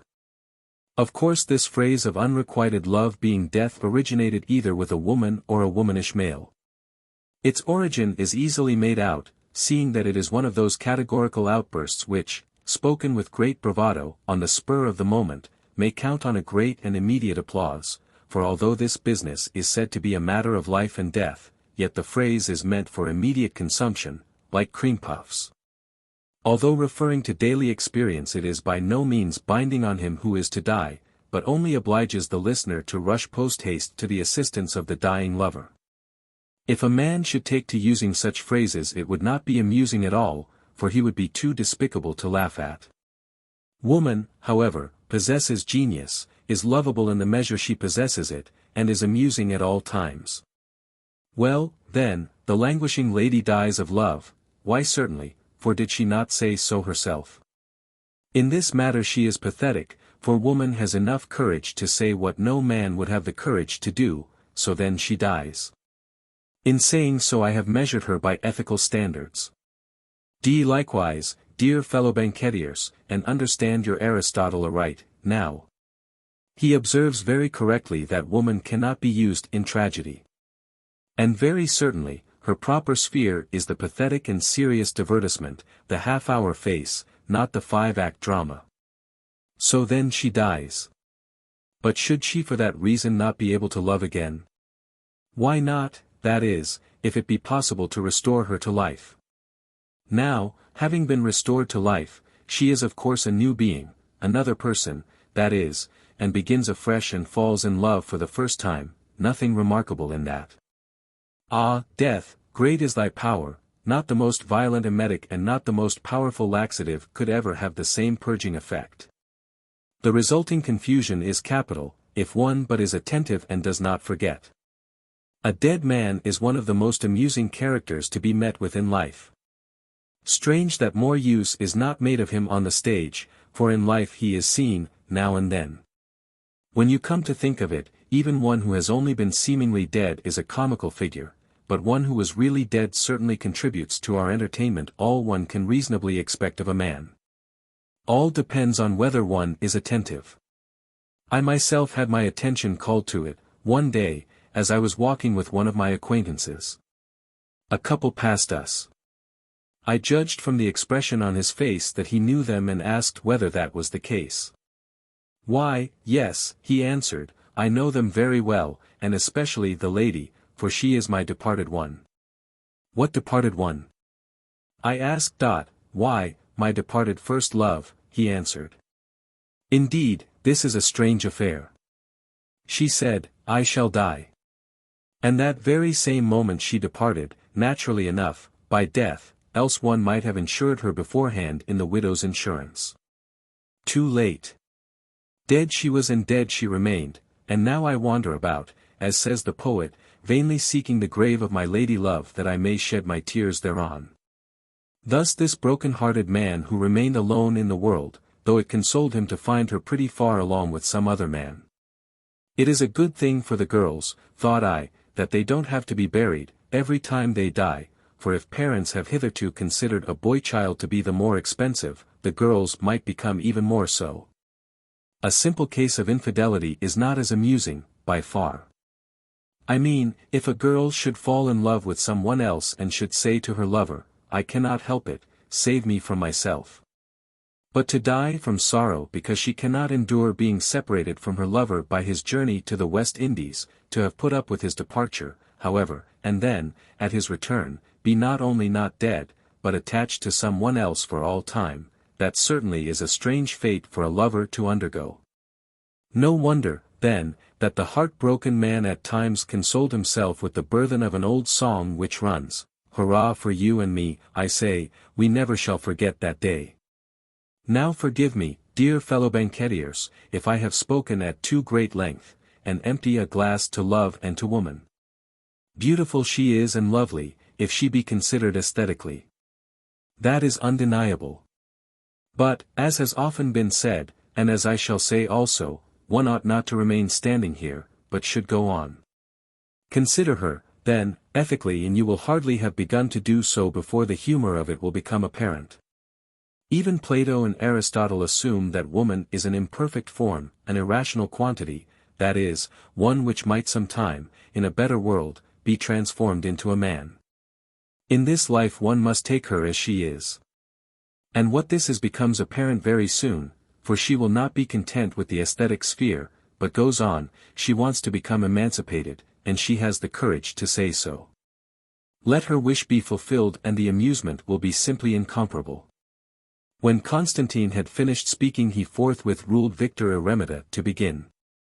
He spoke as follows. Victor Eremita's speech. As will be remembered, Plato offers thanks to the gods for 4 things. In the 4th place he is grateful for having been permitted to be a contemporary of Socrates. For the 3 other boons mentioned by him, an earlier Greek philosopher had already thanked the gods, and so I conclude that they are worthy our gratitude. But alas, even if I wanted to express my gratitude like these Greeks, I would not be able to do so for what was denied me. Let me then collect my soul in gratitude for the one good which was conferred on me also, that I was made a man and not a woman. To be a woman is something so curious, so heterogeneous and composite that no predicate will fully express these qualities, and if I should use many predicates they would contradict one another in such fashion that only a woman would be able to tolerate the result and, what is worse, feel happy about it. The fact that she really signifies less than man, that is not her misfortune, and still less so if she got to know it, for it might be borne with fortitude. No, her misfortune consists in her life's having become devoid of fixed meaning through a romantic conception of things, by virtue of which, now she signifies all, and now, nothing at all, without ever finding out what she really does signify, and even that is not her misfortune but, rather, the fact that, being a woman, she never will be able to find out. As for myself, if I were a woman, I should prefer to be one in the Orient and as a slave, for to be a slave, neither more nor less, is at any rate something, in comparison with being, now heyday, now nothing.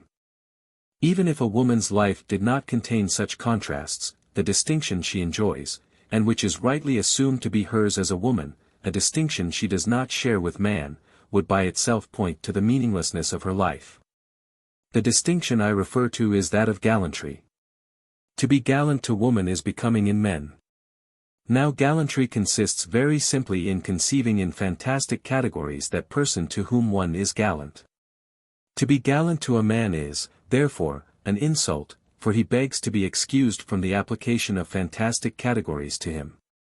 For the fair sex, however, gallantry signifies a tribute, a distinction, which is essentially its privilege. Ah me, if only a single cavalier were gallant to them the case would not be so serious. But far from it. At bottom every man is gallant, he is unconsciously so. This signifies, therefore, that it is life itself which has bestowed this perquisite on the fair sex. Woman on her part unconsciously accepts it. Here we have the same trouble again, for if only a single woman did so, another explanation would be necessary. This is life's characteristic irony. Now if gallantry contained the truth it ought to be reciprocal, i.e., gallantry would be the accepted quotation for the stated difference between beauty on the one hand, and power, astuteness, and strength, on the other. But this is not the case. Gallantry is essentially woman's due, and the fact that she unconsciously accepts it may be explained through the solicitude of nature for the weak and those treated in a stepmotherly fashion by her, who feel more than recompensed by an illusion. But precisely this illusion is her misfortune. It is not seldom the case that nature comes to the assistance of an afflicted creature by consoling him with the notion that he is the most beautiful. If that is so, why, then we may say that nature made good the deficiency, since now the creature is endowed with even more than could be reasonably demanded. But to be beautiful only in one's imagination, and not to be overcome, indeed, by sadness, but to be fooled into an illusion, why, that is still worse mockery. Now, as to being afflicted, woman certainly is far from having been treated in a stepmotherly fashion by nature, still she is so in another sense inasmuch as she never can free herself from the illusion with which life has consoled her. Gathering together one's impressions of a woman's existence, in order to point out its essential features, one is struck by the fact that every woman's life gives one an entirely fantastic impression. In a far more decisive sense than man she may be said to have turning points in her career, for her turning points turn everything upside down. In one of Tieck's romantic dramas there occurs a person who, having once been king of Mesopotamia, now is a greengrocer in Copenhagen. Exactly as fantastic is every feminine existence. If the girl's name is Juliana, her life is as follows: erstwhile empress in the wide domains of love, and titular queen of all the exaggerations of tomfoolery, now, Mrs. Peterson, corner Bath Street. When a child, a girl is less highly esteemed than a boy. When a little older, one does not know exactly what to make of her. At last she enters that decisive period in which she holds absolute sway. Worshipfully man approaches her as a suitor. Worshipfully, for so does every suitor, it is not the scheme of a crafty deceiver. Even the executioner, when laying down his fasces to go a-wooing, even he bends his knee, although he is willing to offer himself up, within a short time, to domestic executions which he finds so natural that he is far from seeking any excuse for them in the fact that public executions have grown so few. The cultured person behaves in the very same manner. He kneels, he worships, he conceives his lady-love in the most fantastic categories, and then he very quickly forgets his kneeling position. In fact, he knew, full well the while he knelt, that it was fantastic to do so. If I were a woman I would prefer to be sold by my father to the highest bidder, as is the custom in the Orient, for there is at least some sense in such a deal. What misfortune to have been born a woman! Yet her misfortune really consists in her not being able to comprehend it, being a woman. If she does complain, she complains rather about her Oriental, than her Occidental, status. But if I were a woman I would first of all refuse to be wooed, and resign myself to belong to the weaker sex, if such is the case, and be careful, which is most important if one is proud, of not going beyond the truth. However, that is of but little concern to her. Juliana is in the seventh heaven, and Mrs. Peterson submits to her fate. Let me, then, thank the gods that I was born a man and not a woman. And still, how much do I forego? For is not all poetry, from the drinking song to the tragedy, a deification of woman? All the worse for her and for him who admires her, for if he does not look out he will, all of a sudden, have to pull a long face.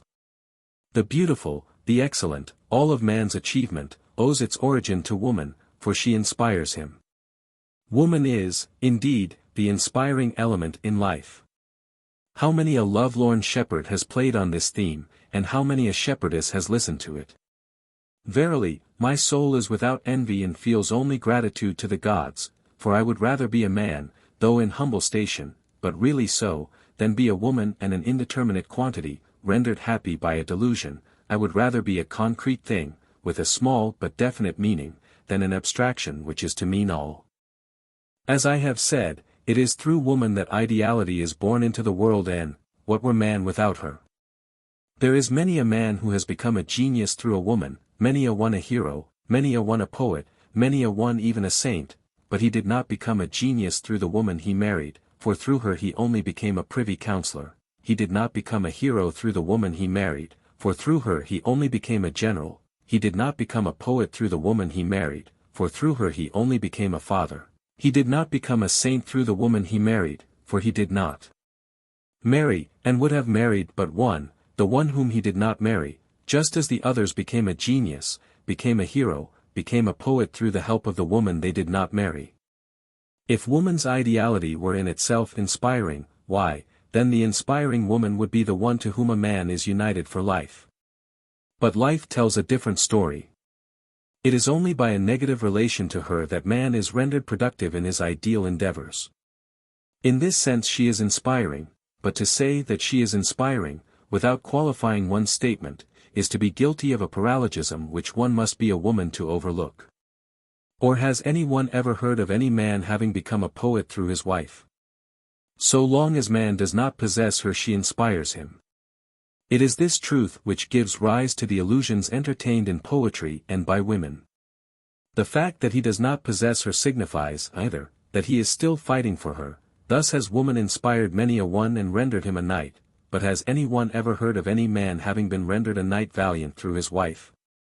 Or, the fact that he does not possess her signifies that he cannot obtain her by any manner of means. Thus has woman inspired many a one and roused his ideality, that is, if there is anything in him worthwhile.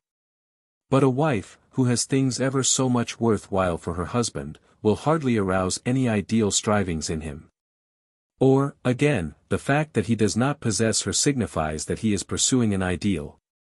Perchance he loves many, but loving many is also a kind of unrequited love, and yet the ideality of his soul is to be seen in this striving and yearning, and not in the small bits of lovableness which make up the sum total of the contributions of all those he loves.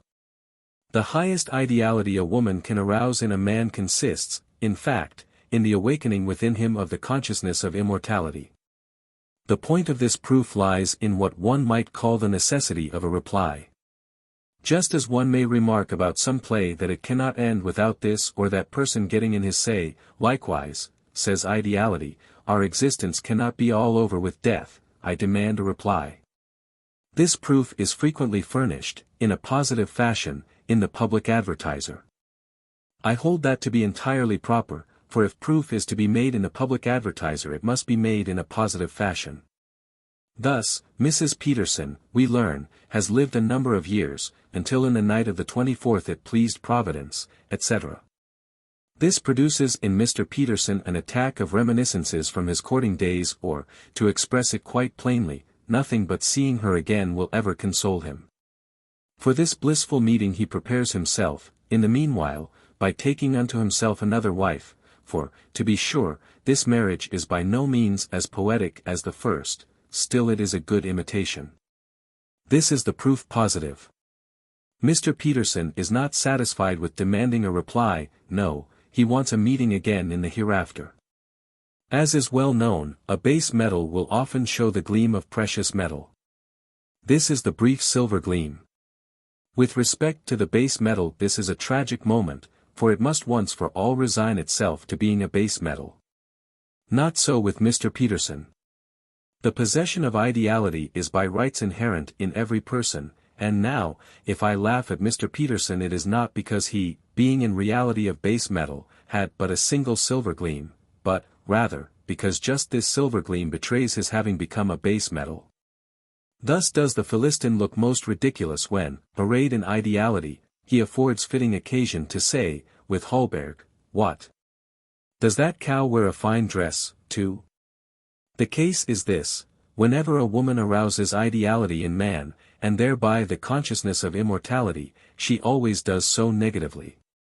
He who really became a genius, a hero, a poet, a saint through woman, he has by that very fact seized on the essence of immortality. Now if the inspiring element were positively present in woman, why, then a man's wife, and only his wife, ought to awaken in him the consciousness of immortality. But the reverse holds true. That is, if she is really to awaken ideality in her husband she must die. Mr. Peterson, to be sure, is not affected, for all that. But if woman, by her death, does awaken man's ideality, then is she indeed the cause of all the great things poetry attributes to her, but note well, that which she did in a positive fashion for him in no wise roused his ideality. In fact, her significance in this regard becomes the more doubtful the longer she lives, because she will at length really begin to wish to signify something positive. However, the more positive the proof the less it proves, for then Mr. Peterson's longing will be for some past common experiences whose content was, to all intents and purposes, exhausted when they were had. Most positive of all the proof becomes if the object of his longing concerns their marital spooning, that time when they visited the deer park together. In the same way one might suddenly feel a longing for the old pair of slippers one used to be so comfortable in, but that proof is not exactly a proof for the immortality of the soul. On the other hand, the more negative the proof, the better it is, for the negative is higher than the positive, inasmuch as it concerns our immortality, and is thus the only positive value. Woman's main significance lies in her negative contribution, whereas her positive contributions are as nothing in comparison but, on the contrary, pernicious. It is this truth which life keeps from her, consoling her with an illusion which surpasses all that might arise in any man's brain, and with parental care ordering life in such fashion that both language and everything else confirm her in her illusion. For even if she be conceived as the very opposite of inspiring, and rather as the wellspring of all corruption, whether now we imagine that with her, sin came into the world, or that it is her infidelity which ruined all, our conception of her is always gallant. That is, when hearing such opinions one might readily assume that woman were really able to become infinitely more culpable than man, which would, indeed, amount to an immense acknowledgment of her powers. Alas, alas! The case is entirely different. There is a secret reading of this text which woman cannot comprehend, for, the very next moment, all life owns to the same conception as the state, which makes man responsible for his wife. One condemns her as man never is condemned, for only a real sentence is passed on him, and there the matter ends, not with her receiving a milder sentence, for in that case not all of her life would be an illusion, but with the case against her being dismissed and the public, i.e., life, having to defray the costs. One moment, woman is supposed to be possessed of all possible wiles, the next moment, one laughs at him whom she deceived, which surely is a contradiction. Even such a case as that of Potiphar's wife does not preclude the possibility of her having really been seduced. Thus has woman an enormous possibility, such as no man has, an enormous possibility, but her reality is in proportion. And most terrible of all is the magic of illusion in which she feels herself happy.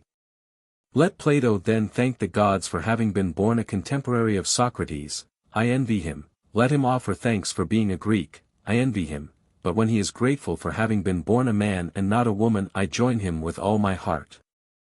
If I had been born a woman and could understand what now I can understand, it were terrible. But if I had been born a woman and therefore could not understand it, that were still more terrible. But if the case is as I stated it, then it follows that one had better refrain from any positive relation with woman. Wherever she is concerned one has to reckon with that inevitable hiatus which renders her happy as she does not detect the illusion, but which would be a man's undoing if he detected it. I thank the gods, then, that I was born a man and not a woman, and I thank them, furthermore, that no woman by some lifelong attachment holds me in duty bound to be constantly reflecting that it ought not to have been. Indeed, what a passing strange device is marriage! And what makes it all the stranger is the suggestion that it is to be a step taken without thought. And yet no step is more decisive, for nothing in life is as inexorable and masterful as the marriage tie. And now so important a step as marriage ought, so we are told, to be taken without reflection. Yet marriage is not something simple but something immensely complex and indeterminate. Just as the meat of the turtle smacks of all kinds of meat, so likewise does marriage have a taste of all manner of things, and just as the turtle is a sluggish animal, likewise is marriage a sluggish thing. Falling in love is, at least, a simple thing, but marriage. Is it something heathen or something Christian, something spiritual or something profane, or something civil, or something of all things? Is it an expression of an inexplicable love, the elective affinity of souls in delicate accord with one another, or is it a duty, or a partnership, or a mere convenience, or the custom of certain countries, or is it a duty, or a partnership, or a mere convenience, or the custom of certain countries, or is it a little of all these? Is one to order the music for it from the town musician or the organist, or is one to have a little from both? Is it the minister or the police sergeant who is to make the speech and enroll the names in the book of life, or in the town register? Does marriage blow a tune on a comb, or does it listen to the whisperings, like to those of the fairies from the grottos of a summer night? And now every Darby imagines he performed such a potpourri, such incomparably complex music, in getting married, and imagines that he is still performing it while living a married life. My dear fellow banquetiers, ought we not, in default of a wedding present and congratulations, give each of the conjugal partners a demerit for repeated inattentiveness? It is taxing enough to express a single idea in one's life, but to think something so complicated as marriage and, consequently, bring it under one head, to think something so complicated and yet to do justice to each and every element in it, and have everything present at the same time, verily, he is a great man who can accomplish all this. And still every Benedict accomplishes it, so he does, no doubt, for does he not say that he does it unconsciously? But if this is to be done unconsciously it must be through some higher form of unconsciousness permeating all one's reflective powers. But not a word is said about this. And to ask any married man about it means just wasting one's time. He who has once committed a piece of folly will constantly be pursued by its consequences. In the case of marriage the folly consists in one's having gotten into a mess, and the punishment, in recognizing, when it is too late, what one has done. So you will find that the married man, now, becomes chesty, with a bit of pathos, thinking he has done something remarkable in having entered wedlock, now, puts his tail between his legs in dejection, then again, praises marriage in sheer self-defense.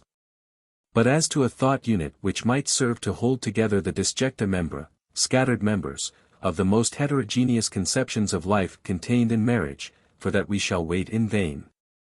Therefore, to be a mere Benedict is humbug, and to be a seducer is humbug, and to wish to experiment with woman for the sake of the joke is also humbug.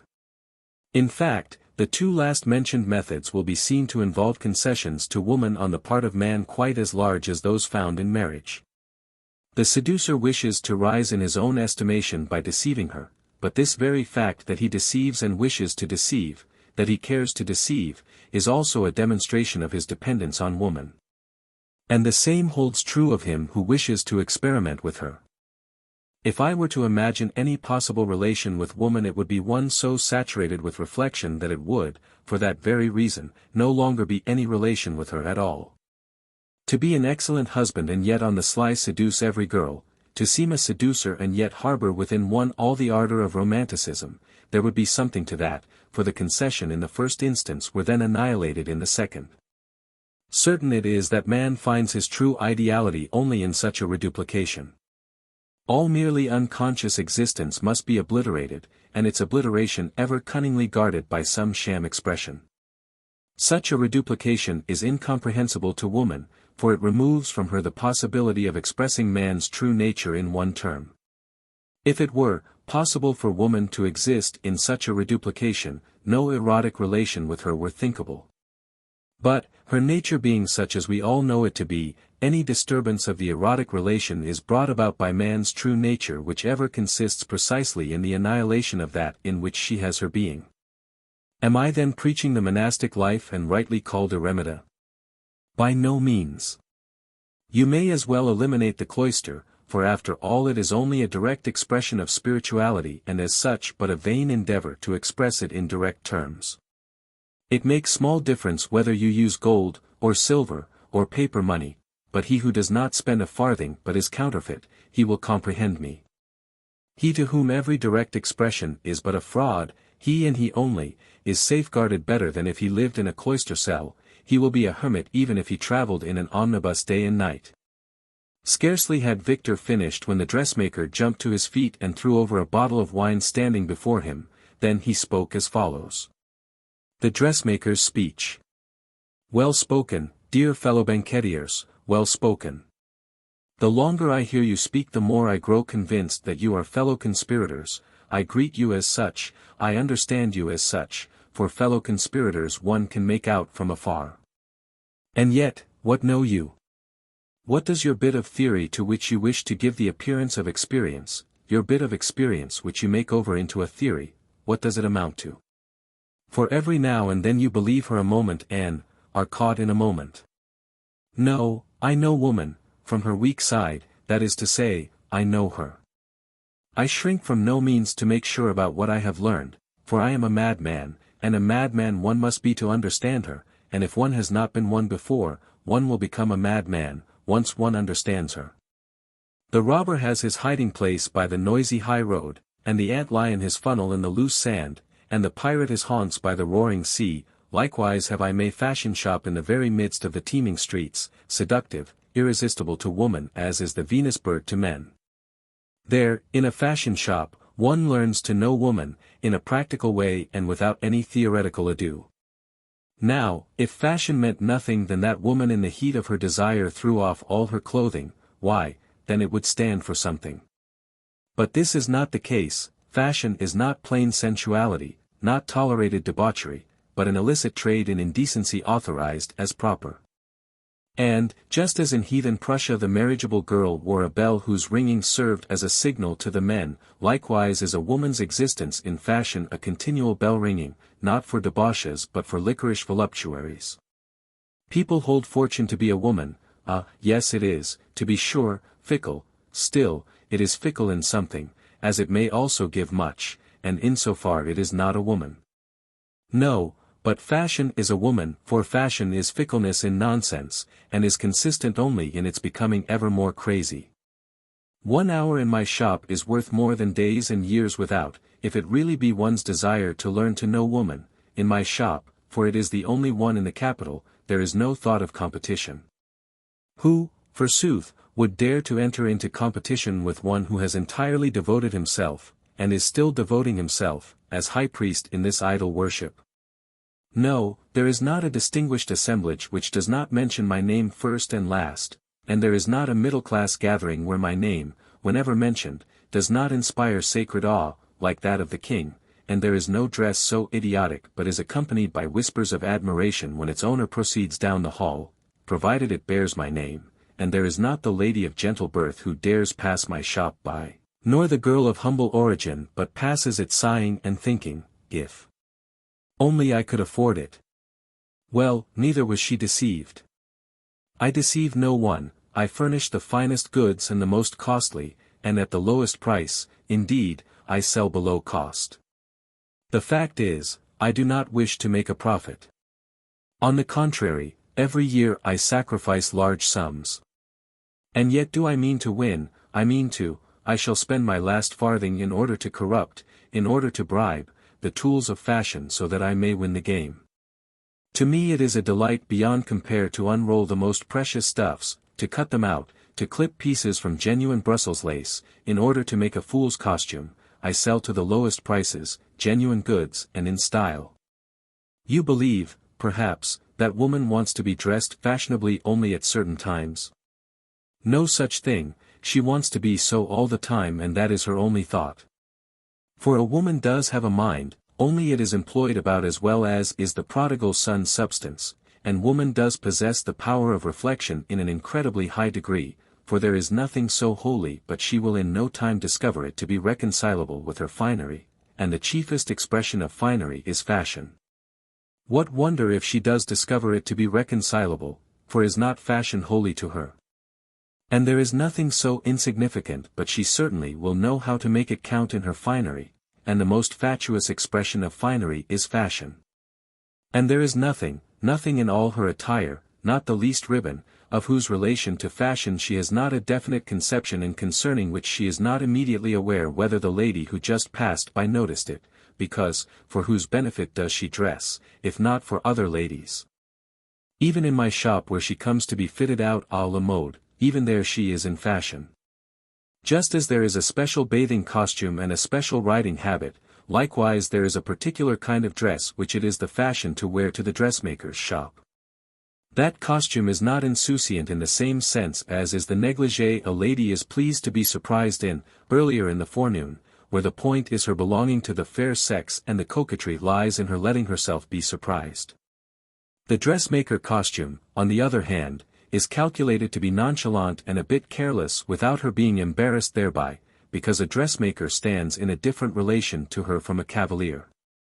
The coquetry here consists in thus showing herself to a man who, by reason of his station, does not presume to ask for the lady's womanly recognition, but must be content with the perquisites which fall abundantly to his share, without her ever thinking of it, or without it even so much as entering her mind to play the lady before a dressmaker. The point is, therefore, that her being of the opposite sex is, in a certain sense, left out of consideration, and her coquetry invalidated, by the superciliousness of the noble lady who would smile if any one alluded to any relation existing between her and her dressmaker. When visited in her negligee she conceals herself, thus displaying her charms by this very concealment. In my shop she exposes her charms with the utmost nonchalance, for he is only a dressmaker, and she is a woman. Now, her shawl slips down and bears some part of her body, and if I did not know what that means, and what she expects, my reputation would be gone to the winds. Now, she draws herself up, a priori fashion, now she gesticulates a posteriori, now, she sways to and fro in her hips, now, she looks at herself in the mirror and sees my admiring phiz behind her in the glass, now, she minces her words, now, she trips along with short steps, now, she hovers, now, she draws her foot after her in a slovenly fashion, now, she lets herself sink softly into an armchair, whilst I with humble demeanor offer her a flask of smelling salts and with my adoration assuage her agitation, now, she strikes after me playfully, now, she drops her handkerchief and, without as much as a single motion, lets her relaxed arm remain in its pendant position, whilst I bend down low to pick it up and return it to her, receiving a little patronizing nod as a reward. These are the ways of a lady of fashion when in my shop. Whether Diogenes made any impression on the woman who was praying in a somewhat unbecoming posture, when he asked her whether she did not believe the gods could see her from behind, that I do not know, but this I do know, that if I should say to her ladyship kneeling down in church, the folds of your gown do not fall according to fashion, she would be more alarmed than if she had given offense to the gods. Woe to the outcast, the male Cinderella, who has not comprehended this. Pro dii immortals, by the immortal gods, what, pray, is a woman who is not in fashion, per deos obsecro, I adjure you by the gods, and what when she is in fashion? Whether all this is true? Well, make trial of it, let the swain, when his beloved one sinks rapturously on his breast, whispering unintelligibly, thine forever, and hides her head on his bosom, let him but say to her, my sweet kitty, your coiffure is not at all in fashion. Possibly, men don't give thought to this, but he who knows it, and has the reputation of knowing it, he is the most dangerous man in the kingdom. What blissful hours the lover passes with his sweetheart before marriage I do not know, but of the blissful hours she spends in my shop he hasn't the slightest inkling, either. Without my special license and sanction a marriage is null and void, anyway, or else an entirely plebeian affair. Let it be the very moment when they are to meet before the altar, let her step forward with the very best conscience in the world that everything was bought in my shop and tried on there, and now, if I were to rush up and exclaim, but mercy! Gracious lady, your myrtle wreath is all awry, why, the whole ceremony might be postponed, for aught I know. But men do not suspect these things, one must be a dressmaker to know. So immense is the power of reflection needed to fathom a woman's thought that only a man who dedicates himself wholly to the task will succeed, and even then only if gifted to start with.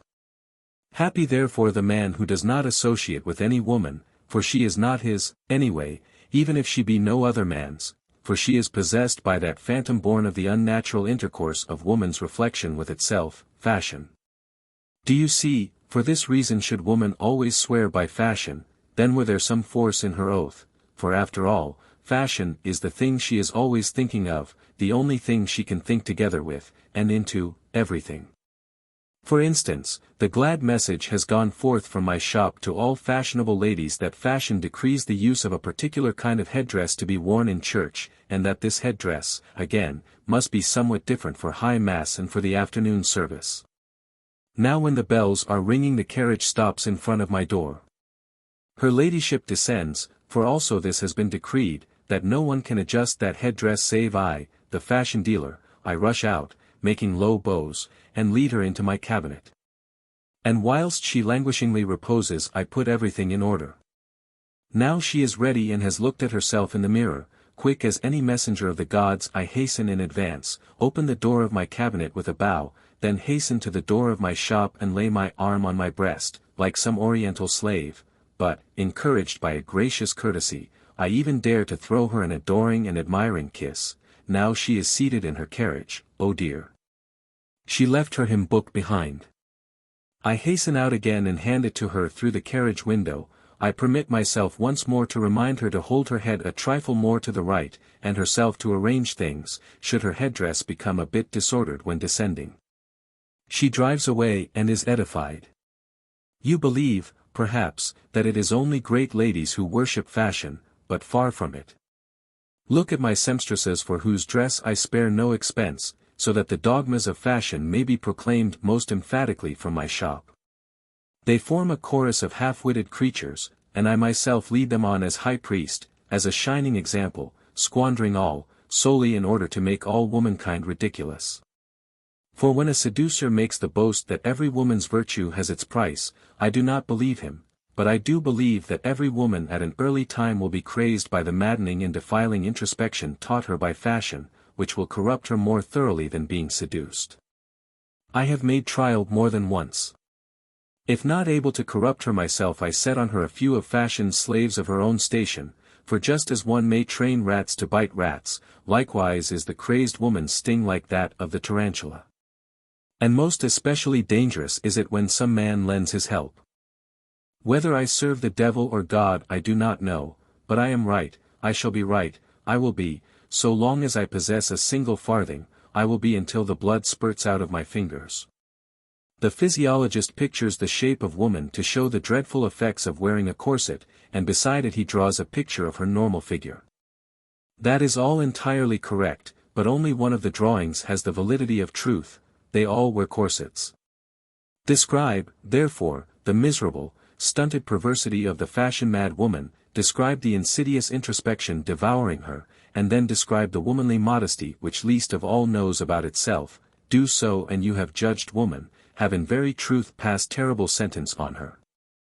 If ever I discover such a girl who is contented and demure and not yet corrupted by indecent intercourse with women, she shall fall nevertheless. I shall catch her in my toils, already she stands at the sacrificial altar, that is to say, in my shop. With the most scornful glance a haughty nonchalance can assume I measure her appearance, she perishes with fright, a peal of laughter from the adjoining room where sit my trained accomplices annihilates her. And afterwards, when I have gotten her rigged up à la mode and she looks crazier than a lunatic, as crazy as one who would not be accepted even in a lunatic asylum, then she leaves me in a state of bliss. No man, not even a god, were able to inspire fear in her, for is she not dressed in fashion? Do you comprehend me now, do you comprehend why I call you fellow conspirators, even though in a distant way? Do you now comprehend my conception of woman? Everything in life is a matter of fashion, the fear of God is a matter of fashion, and so are love, and crinolines, and a ring through the nose. To the utmost of my ability will I therefore come to the support of the exalted genius who wishes to laugh at the most ridiculous of all animals. If woman has reduced everything to a matter of fashion, then will I, with the help of fashion, prostitute her, as she deserves to be. I have no peace, I the dressmaker, my soul rages when I think of my task, she will yet be made to wear a ring through her nose. Seek therefore no sweetheart, abandon love as you would the most dangerous neighborhood, for the one whom you love would also be made to go with a ring through her nose. Thereupon John, called the seducer, spoke as follows. The speech of John the seducer. My dear boon companions, is Satan plaguing you? For, indeed, you speak like so many hired mourners, your eyes are red with tears and not with wine. You almost move me to tears also, for an unhappy lover does have a miserable time of it in life. Hinc illi lacrimae, therefore those tears. I, however, am a happy lover, and my only wish is to remain so. Very possibly, that is one of the concessions to woman which Victor is so afraid of. Why not? Let it be a concession. Loosening the lead foil of this bottle of champagne also is a concession, letting its foaming contents flow into my glass also is a concession, and so is raising it to my lips. Now I drain it, concedo, I concede, now, however, it is empty, hence I need no more concessions. Just the same with girls. If some unhappy lover has bought his kiss too dearly, this proves to me only that he does not know, either how to take what is coming to him or how to do it. I never pay too much for this sort of thing, that is a matter for the girls to decide. What this signifies? To me it signifies the most beautiful, the most delicious, and well nigh the most persuasive, argumentum ad hominem, but since every woman, at least once in her life, possesses this argumentative freshness I do not see any reason why I should not let myself be persuaded. Our young friend wishes to make this experience in his thought. Why not buy a cream puff and be content with looking at it? I mean to enjoy. No mere talk for me. Just as an old song has it about a kiss, es ist kaum zu sehen, es ist nur für Lippen, die genau sich verstehen, it can hardly be seen, it is but for lips which understand each ether exactly, understand each other so exactly that any reflection about the matter is but an impertinence and a folly. He who is 20 and does not grasp the existence of the categorical imperative, enjoy thyself, he is a fool, and he who does not seize the opportunity is and remains a Christian Felder. However, you all are unhappy lovers, and that is why you are not satisfied with woman as she is. The gods forbid. As she pleases me, just as she is. Even Constantine's category of the joke seems to contain a secret desire. On the other hand, I am gallant. And why not? Gallantry costs nothing and gives one all and is the condition for all erotic pleasure. Gallantly is the Masonic language of the senses and of voluptuousness, between man and woman. It is a natural language, as love's language in general is. It consists not of sounds but of desires disguised and of ever-changing wishes. That an unhappy lover may be ungallant enough to wish to convert his deficit into a draft payable in immortality, that I understand well enough. That is to say, I for my part do not understand it, for to me a woman has sufficient intrinsic value.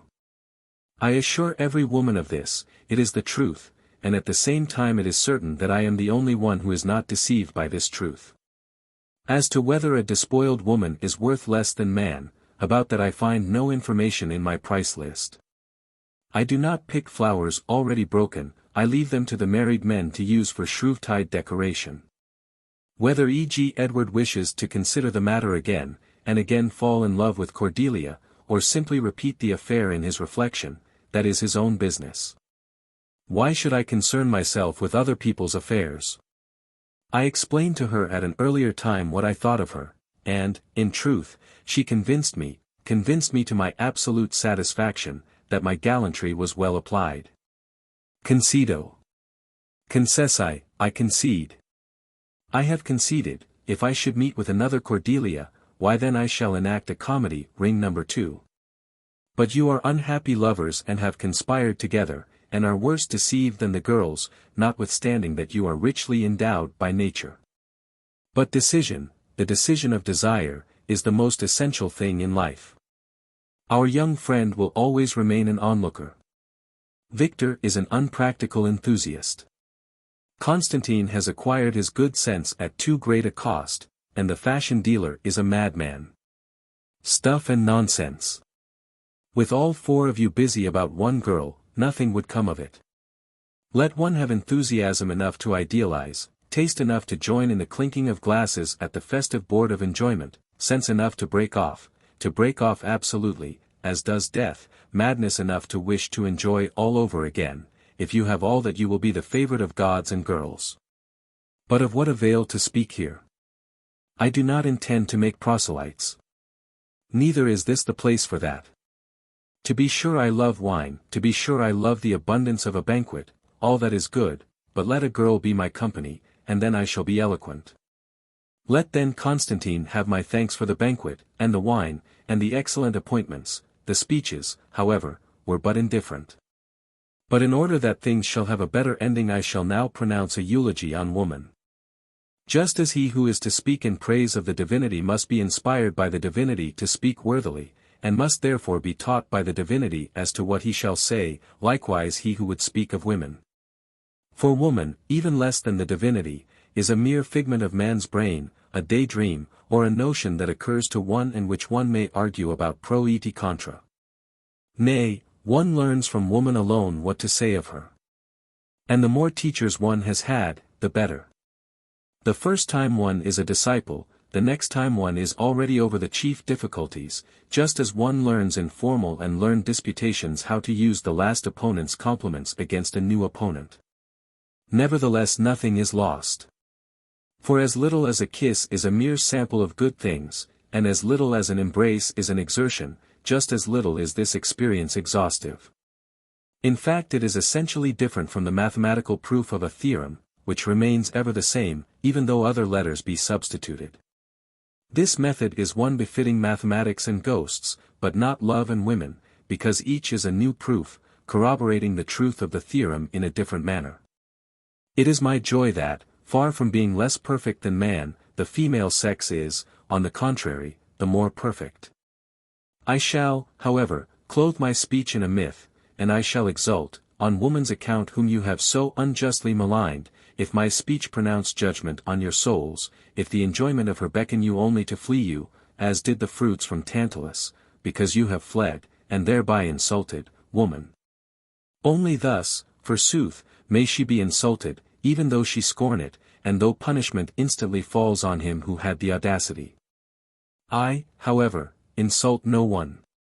That is but the notion of married men, and a slander, whereas, in reality, I respect her more highly than does the man she is married to.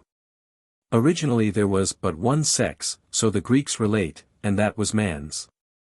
Splendidly endowed he was, so he did honor to the gods, so splendidly endowed that the same happened to them as sometimes happens to a poet who has expended all his energy on a poetic invention. They grew jealous of man.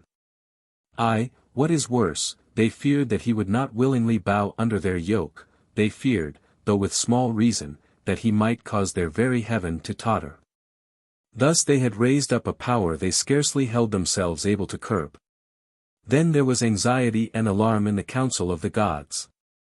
Much had they lavished in their generosity on the creation of man, but all must be risked now, for reason of bitter necessity, for all was at stake, so the gods believed, and recalled he could not be, as a poet may recall his invention. And by force he could not be subdued, or else the gods themselves could have done so, but precisely of that they despaired. He would have to be caught and subdued, then, by a power weaker than his own and yet stronger, one strong enough to compel him. What a marvelous power this would have to be! However, necessity teaches even the gods to surpass themselves in inventiveness. They sought and they found. That power was woman, the marvel of creation, even in the eyes of the gods a greater marvel than man, a discovery which the gods in their naivete could not help but applaud themselves for. What more can be said in her praise than that she was able to accomplish what even the gods did not believe themselves able to do, and what more can be said in her praise than that she did accomplish it? But how marvelous a creation must be hers to have accomplished it! It was a ruse of the gods. Cunningly the enchantress was fashioned, for no sooner had she bewitched man than she changed and caught him in all the circumstantialities of existence. It was that the gods had desired. But what, pray, can be more delicious, or more entrancing and bewitching, than what the gods themselves contrived, when battling for their supremacy, as the only means of luring man? And most assuredly it is so, for woman is the only, and the most seductive, power in heaven and on earth. When compared with her in this sense man will indeed be found to be exceedingly imperfect. And the stratagem of the gods was crowned with success, but not always. There have existed at all times some men, a few, who have detected the deception. They perceive well enough woman's loveliness, more keenly, indeed than the others, but they also suspect the real state of affairs. I call them erotic natures and count myself among them. Men call them seducers, woman has no name for them, such persons are to her unnameable. These erotic natures are the truly fortunate ones. They live more luxuriously than do the very gods, for they regale themselves with food more delectable than ambrosia, and they drink what is more delicious than nectar, they eat the most seductive invention of the gods' most ingenious thought, they are ever eating dainties set for a bait, incomparable delight, blissful fare, they are ever eating but the dainties set for a bait, and they are never caught. All other men greedily seize and devour it, like bumpkins eating their cabbage, and are caught. Only the erotic nature fully appreciates the dainties set out for bait, he prizes them infinitely. Woman divines this, and for that reason there is a secret understanding between him and her. But he knows also that she is a bait, and that secret he keeps to himself. That nothing more marvelous, nothing more delicious, nothing more seductive, than woman can be devised, for that vouch the gods in their pressing need which heightened their powers of invention, for that vouches also the fact that they risked all, and in shaping her moved heaven and earth. I now forsake the myth.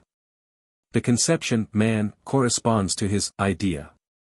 I can therefore, if necessary, think of an individual man as existing. The idea of woman, on the other hand, is so general that no one single woman is able to express it completely.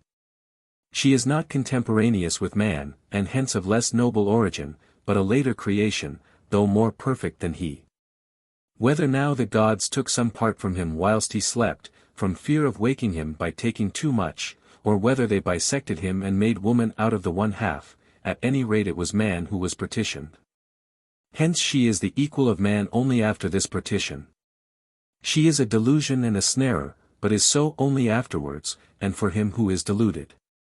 She is finiteness incarnate, but in her first stage she is finiteness raised to the highest degree in the deceptive infinitude of all divine and human illusions. Now, the deception does not exist, one instant longer, and one is deceived. She is finiteness, and as such she is a collective. One woman represents all women. Only the erotic nature comprehends this and therefore knows how to love many without ever being deceived, sipping the while all the delights the cunning gods were able to prepare. For this reason, as I said, woman cannot be fully expressed by one formula, but is, rather, an infinitude of finalities. He who wishes to think her idea will have the same experience as he who gazes on a sea of nebulous shapes which ever form anew, or as he who is dazed by looking over the waves whose foamy crests ever mock one's vision, for her idea is but the workshop of possibilities. And to the erotic nature these possibilities are the everlasting reason for his worship. So the gods created her delicate and ethereal as if out of the mists of the summer night, yet goodly like ripe fruit, light like a bird, though the repository of what attracts all the world, light because the play of the forces is harmoniously balanced in the invisible center of a negative relation, slender in growth, with definite lines, yet her body sinuous with beautiful curves, perfect, yet ever appearing as if completed but now, cool, delicious, and refreshing like new-fallen snow, yet blushing in coy transparency, happy like some pleasantry which makes one forget all one's sorrow, soothing as being the end of desire, and satisfying in herself being the stimulus of desire. And the gods had calculated that man, when first beholding her, would be amazed, as one who sees himself, though familiar with that sight, would stand in amaze as one who sees himself in the splendor of perfection, would stand in amaze as one who beholds what he did never dream he would, yet beholds what, it would seem, ought to have occurred to him before, sees what is essential to life and yet gazes on it as being the very mystery of existence. It is precisely Tin's contradiction in his admiration which nurses desire to life, while this same admiration urges him ever nearer, so that he cannot desist from gazing, cannot desist from believing himself familiar with the sight, without really daring to approach, even though he cannot desist from desiring. When the gods had thus planned her form they were seized with fear lest they might not have the wherewithal to give it existence, but what they feared even more was herself. For they dared not let her know how beautiful she was, apprehensive of having someone in the secret who might spoil their ruse. Then was the crowning touch given to their wondrous creation, they made her faultless, but they concealed all this from her in the nescience of her innocence, and concealed it doubly from her in the impenetrable mystery of her modesty. Now she was perfect, and victory certain. Inviting she had been before, but now doubly so through her shyness, and beseeching through her shrinking, and irresistible through her self-offering resistance. The gods were jubilant. And no allurement has ever been devised in the world so great as is woman, and no allurement is as compelling as is innocence, and no temptation is as ensnaring as is modesty, and no deception is as matchless as is woman. She knows of nothing, still her modesty is instinctive divination. She is distinct from man, and the separating wall of modesty parting them is more decisive than Aladdin's sword separating him from Gulnar, and yet, when like Pyrames he puts his head to this dividing wall of modesty, the erotic nature will perceive all pleasures of desire divined within as from afar. Thus does woman tempt. Men are wont to set forth the most precious things they possess as a delectation for the gods, nothing less will do. Thus is woman a showbread, the gods knew of naught comparable to her. She exists, she is present, she is with us, close by, and yet she is removed from us to an infinite distance when concealed in her modesty, until she herself betrays her hiding place, she knows not how, it is not she herself, it is life which informs on her. Roguish she is like a child who in playing peeps forth from his hiding place, yet her roguishness is inexplicable, for she does not know of it herself, she is ever mysterious, mysterious when she casts down her eyes, mysterious when she sends forth the messengers of her glance which no thought, let alone any word, is able to follow. And yet is the eye the interpreter of the soul. What, then, is the explanation of this mystery if the interpreter too is unintelligible? Calm she is like the hushed stillness of eventide, when not a leaf stirs, calm like a consciousness as yet unaware of aught. Her heartbeats are as regular as if life were not present, and yet the erotic nature, listening with his stethoscopically practiced ear, detects the dithyrambic pulsing of desire sounding along unbeknown. Careless she is like the blowing of the wind, content like the profound ocean, and yet full of longing like a thing biding its explanation. My friends, my mind is softened, indescribably softened. I comprehend that also my life expresses an idea, even if you do not comprehend me. I too have discovered the secret of existence, I too serve a divine idea, and, assuredly, I do not serve it for nothing. If woman is a ruse of the gods, this means that she is to be seduced, and if woman is not an idea, the true inference is that the erotic nature wishes to love as many of them as possible. What luxury it is to relish the ruse without being duped, only the erotic nature comprehends. And how blissful it is to be seduced, woman alone knows. I know that from woman, even though I never yet allowed any one of them time to explain it to me, but reasserted my independence, serving the idea by a break as sudden as that caused by death, for a bride and a break are to one another like female and male. Only woman is aware of this, and she is aware of it together with her seducer. No married man will ever grasp this. Nor does she ever speak with him about it. She resigns herself to her fate, she knows that it must be so and that she can be seduced only once. For this reason she never really bears malice against the man who seduced her. That is to say, if he really did seduce her and thus expressed the idea. Broken marriage vows and that kind of thing is, of course, nonsense and no seduction. Indeed, it is by no means so great a misfortune for a woman to be seduced. In fact, it is a piece of good fortune for her. An excellently seduced girl may make an excellent wife. If I myself were not fit to be a seducer, however deeply I feel my inferior qualifications in this respect, if I chose to be a married man, I should always choose a girl already seduced, so that I would not have to begin my marriage by seducing my wife. Marriage, to be sure, also expresses an idea, but in relation to the idea of marriage that quality is altogether immaterial, which is the absolutely essential condition for my idea. Therefore, a marriage ought never to be planned to begin as though it were the beginning of a story of seduction. So much is sure, there is a seducer for every woman. Happy is she whose good fortune it is to meet just him. Through marriage, on the other hand, the gods win their victory.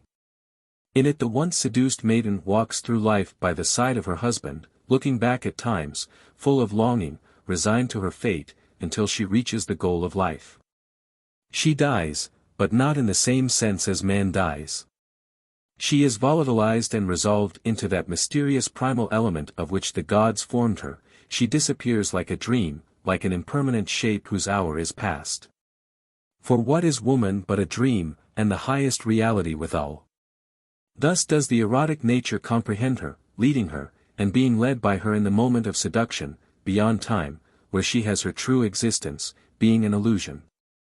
Through her husband, on the other hand, she becomes a creature of this world, and he through her. Marvelous nature! If I did not admire thee, a woman would teach me, for truly she is the venerable of life. Splendidly didst thou fashion her, but more splendidly still in that thou never didst fashion one woman like another. In man, the essential is the essential, and insofar always alike, but in woman the adventitious is the essential, and is thus an inexhaustible source of differences. Brief is her splendor, but quickly the pain is forgotten, too, when the same splendor is proffered me anew. It is true, I too am aware of the unbeautiful which may appear in her thereafter, but she is not thus with her seducer. They rose from the table. It needed but a hint from Constantine, for the participants understood each other with military precision whenever there was a question of face or turnabout.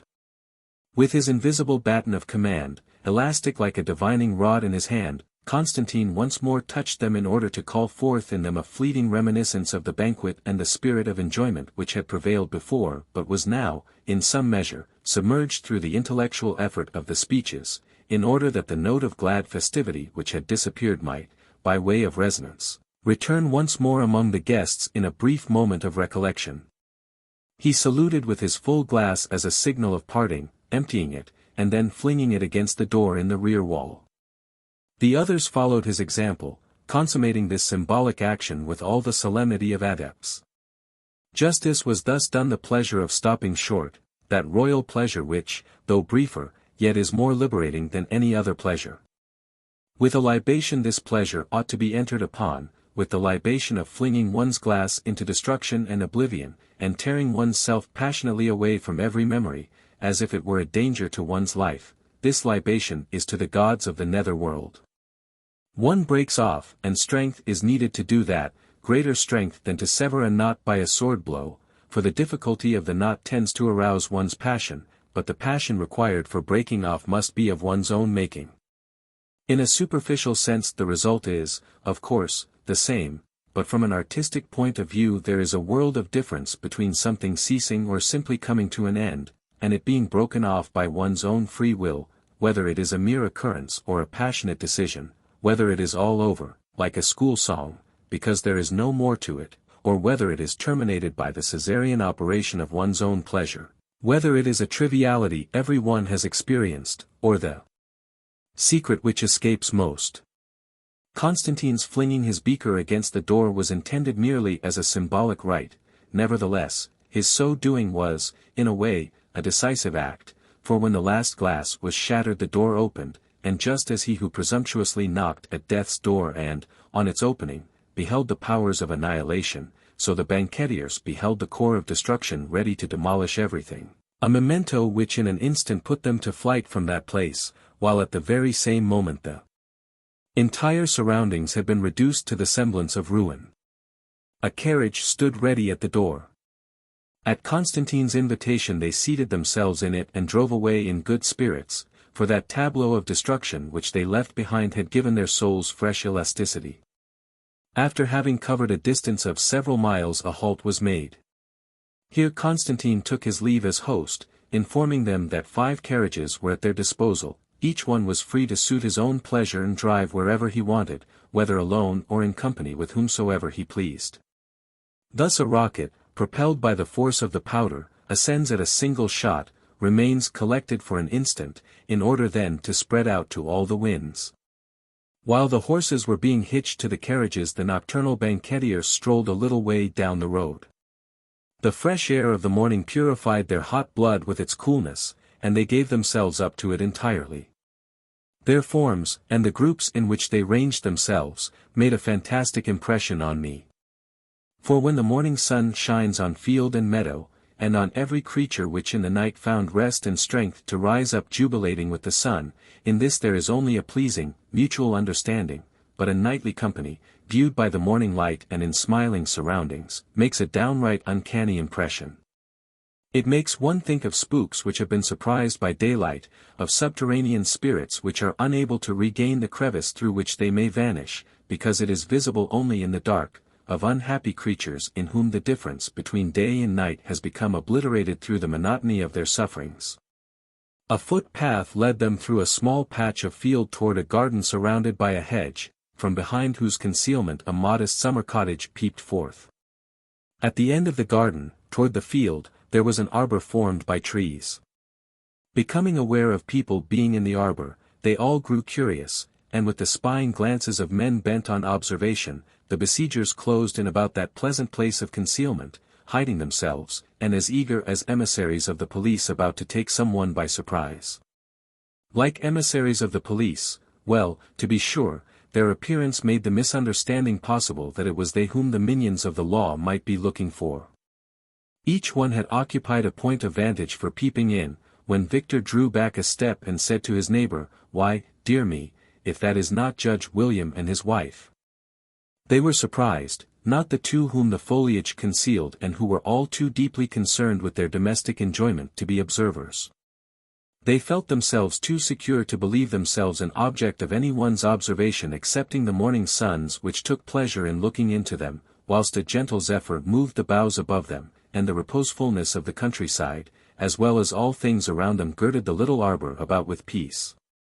The happy married couple was not surprised and noticed nothing. That they were a married couple was clear enough, one could perceive that at a glance, alas! If one is something of an observer oneself.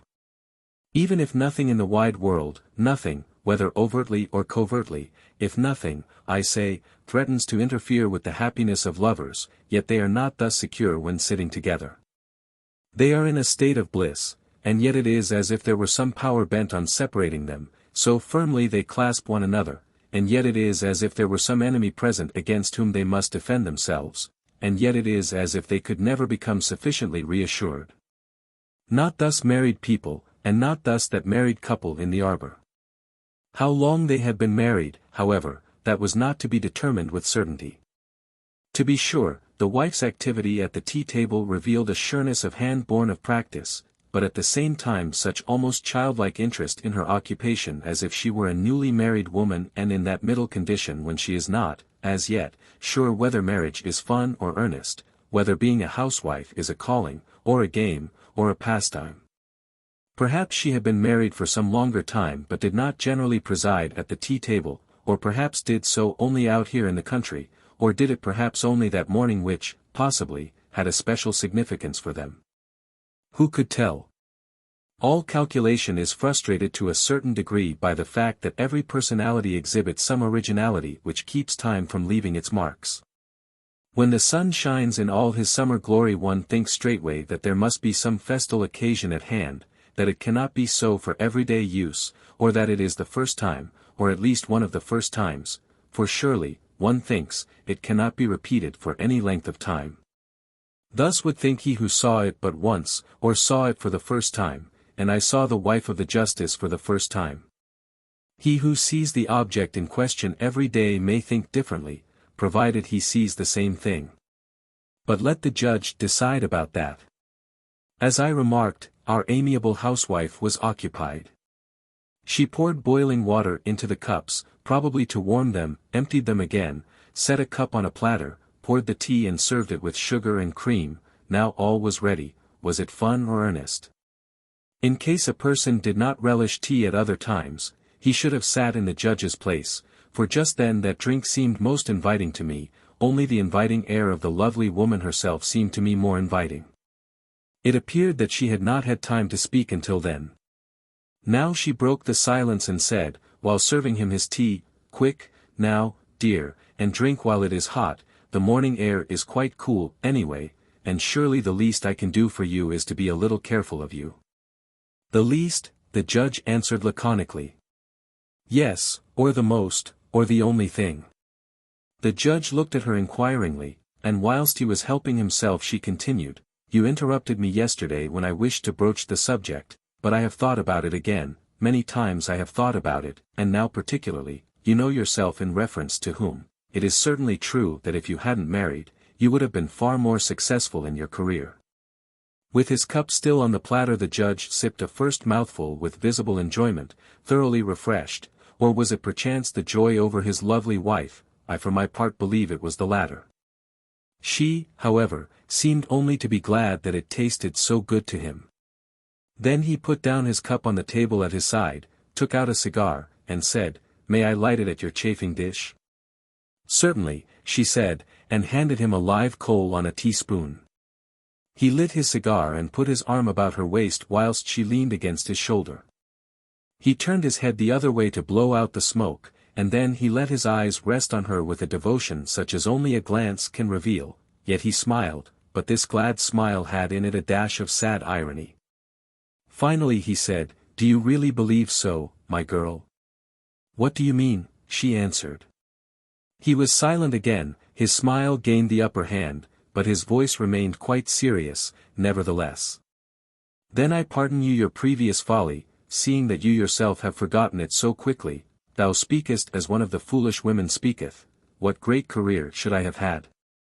His wife seemed embarrassed for a moment by this return, but collected her wits quickly and now explained her meaning with womanly eloquence. The judge looked down before him, without interrupting her, but as she continued he began to drum on the table with the fingers of his right hand, at the same time humming a tune. The words of the song were audible for a moment, just as the pattern of a texture now becomes visible, now disappears again, and then again they were heard no longer as he hummed the tune of the song, "The goodman he went to the forest, to cut the wand so white." After this melodramatic performance, consisting in the justice's wife explaining herself whilst he hummed his tune, the dialogue set in again. "I am thinking," he remarked, I am thinking you are ignorant of the fact that the Danish law permits a man to castigate his wife, a pity only that the law does not indicate on which occasions it is permitted. His wife smiled at his threat and continued, now why can I never get you to be serious when I touch on this matter? You do not understand me, believe me, I mean it sincerely, it seems to me a very beautiful thought. Of course, if you weren't my husband I would not dare to entertain it, but now I have done so, for your sake and for my sake, and now be nice and serious, for my sake, and answer me frankly. No, you can't get me to be serious, and a serious answer you won't get, I must either laugh at you, or make you forget it, as before, or beat you, or else you must stop talking about it, or I shall have to make you keep silent about it some other way. You see, it is a joke, and that is why there are so many ways out. He arose, pressed a kiss on her brow, laid her arm in his, and then disappeared in a leafy walk which led from the arbor. The arbor was empty, there was nothing else to do, so the hostile corps of occupation withdrew without making any gains. Still, the others were content with uttering some malicious remarks. The company returned but missed Victor. He had rounded the corner and, in walking along the garden, had come up to the country home. The doors of a garden room facing the lawn were open, and likewise a window. Very probably he had seen something which attracted his attention. He leapt into the window, and leapt out again just as the party were approaching, for they had been looking for him. Triumphantly he held up some papers in his hand and exclaimed, one of the judge's manuscripts. Seeing that I edited his other works it is no more than my duty that I should edit this one too. He put it into his pocket, or, rather, he was about to do so, for as he was bending his arm and already had his hand with the manuscript halfway down in his pocket I managed to steal it from him. But who, then, am I? Let no one ask. If it hasn't occurred to you before to ask about it I am over the difficulty, for now the worst is behind me. For that matter, I am not worth asking about, for I am the least of all things, people would put me in utter confusion by asking about me. I am pure existence, and therefore smaller, almost, than nothing. I am pure existence, which is present everywhere but still is never noticed, for I am ever vanishing. I am like the line above which stands the summa summarum, who cares about the line? By my own strength I can accomplish nothing, for even the idea to steal the manuscript from Victor was not my own idea, for this very idea which, as a thief would say, induced me to borrow the manuscript, was borrowed from him. And now, when editing this manuscript, I am, again, nothing at all, for it rightly belongs to the judge. And as editor, I am in my nothingness only a kind of nemesis on Victor, who imagined that he had the prescriptive right to do so. The present moment. By way of introduction. No. 1. Plato says somewhere in his Republic, that things will go well only when those men shall govern the state who do not desire to govern. The idea is probably that, assuming the necessary capability, a man's reluctance to govern affords a good guarantee that he will govern well and efficiently, whereas a man desirous of governing may very easily either abuse his power and become a tyrant, or by his desire to govern be brought into an unforeseen situation of dependence on the people he is to rule, so that his government really becomes an illusion. This observation applies also to other relations where much depends on taking things seriously. Assuming there is ability in a man, it is best that he show reluctance to meddle with them.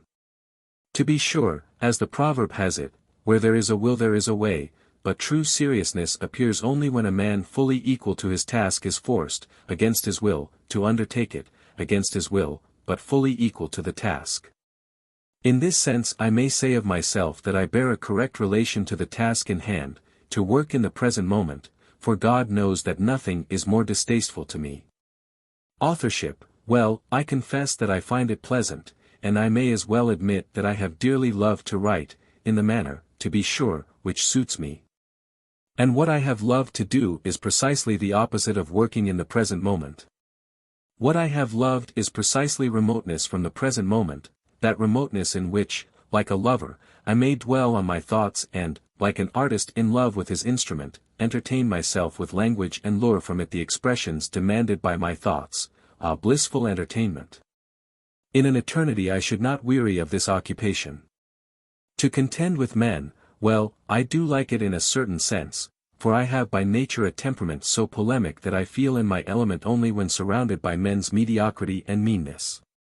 But only on one condition, viz., that I be permitted to scorn them in silence and to satisfy the master passion of my soul, scorn, opportunity for which my career as an author has often enough given me. I am therefore a man of whom it may be said truthfully that he is not in the least desirous to work in the present moment. Very probably I have been called to do so for that very reason. Now that I am to work in the present moment I must, alas, say farewell to thee, beloved remoteness, where there was no necessity to hurry, but always plenty of time, where I could wait for hours and days and weeks for the proper expression to occur to me, whereas now I must break with all such regards of tender love. And now that I am to work in the present moment I find that there will be not a few persons whom I must oblige by paying my respects to all the insignificant things which mediocrity with great self-importance will lecture about, to all the nonsense which mediocre people, by interpreting into my words their own mediocrity, will find in all I shall write, and to all the lies and calumnies to which a man is exposed against whom those two great powers in society, envy and stupidity, must of necessity conspire. Why, then, do I wish to work in the present moment? Because I should forever repent of not having done so, and forever repent of having been discouraged by the consideration that the generation now living would find a representation of the essential truths of Christianity interesting and curious reading, at most, having accomplished which they will calmly remain where they are, that is, in the illusion that they are Christians and that the clergy's toying with Christianity really is Christianity. A panegyric on the human race or proof that the New Testament is no longer true. No. 2:5. In the New Testament the Savior of the world, our Lord Jesus Christ, represents the matter in this way: strait is the gate, and narrow is the way, which leadeth unto life, and few there be that find it.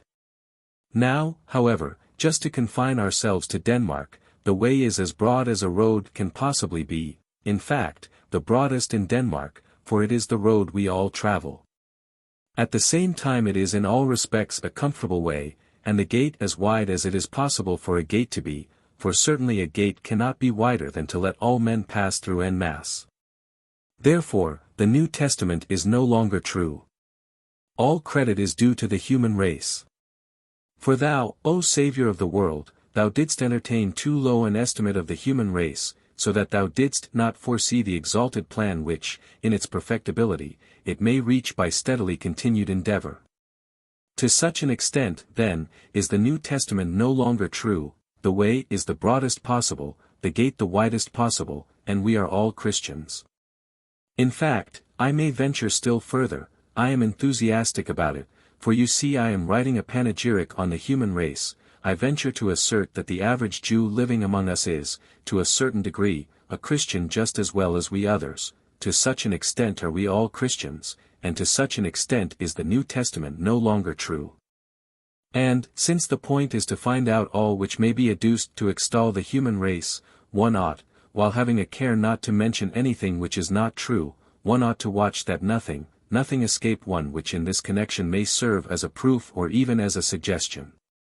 So I venture still further, without wishing to be too positive, as I lack definite information on this subject and would like, therefore, to refer the matter to specialists in this line to decide, whether there are not present among our domestic animals, or at any rate the nobler ones, such as the horse, the dog and the cow, indications of a Christian spirit. It is not improbable. Consider what it means to live in a Christian state, among a Christian people, where everything is Christian and everybody is a Christian, and where one, turn where one may, sees nothing but Christians and Christianity, truth and martyrs for the truth. It is not at all unlikely that this exerts an influence on the nobler domestic animals, and thereby again, which is ever of the utmost importance, according to the opinion both of veterinarians and of clergymen, an influence on their progeny. We have all read of Jacob's ruse, how in order to obtain spotted lambs he put party-colored twigs into the watering troughs, so that the ewes saw nothing but mottled things and then brought forth spotted lambs. Hence it is not improbable, although I do not wish to be positive, since I do not belong to the profession, but would rather have this passed on by a committee composed of both clergymen and veterinarians, I say, it is not improbable that the result will finally be that the domestic animals living in a Christian nation will produce a Christian progeny. The thought almost takes away my breath. To be sure, in that case the New Testament will to the greatest possible extent have ceased to be true. Ah, thou Saviour of the world, when thou saidst with great concern, when the Son of Man cometh, shall he find faith on the earth?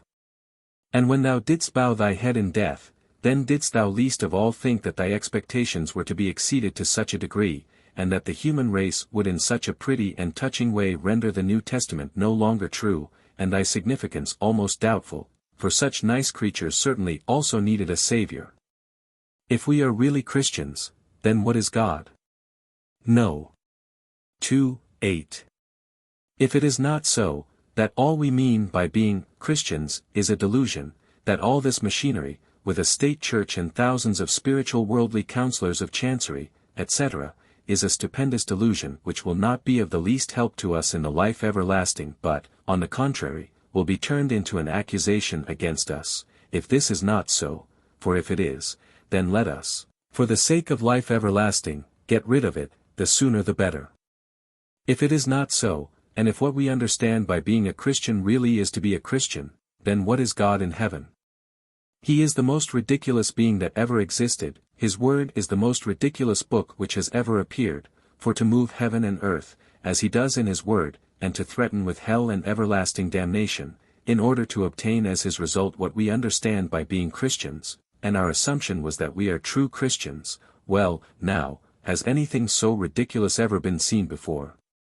Imagine that a fellow with a loaded pistol in his hand held up a person and said to him, I shall shoot you, or imagine, what is still more terrible, that he said, I shall seize you and torture you to death in the most horrible manner, if, now watch, here's the point, if you do not render your life here on earth as profitable and as enjoyable as you can, would not that be utterly ridiculous? For to obtain that effect it certainly is not necessary to threaten one with a loaded pistol and the most painful torture. In fact, it is possible that neither the loaded pistol nor the most painful torture would be able to deter him from making his life as comfortable as he can.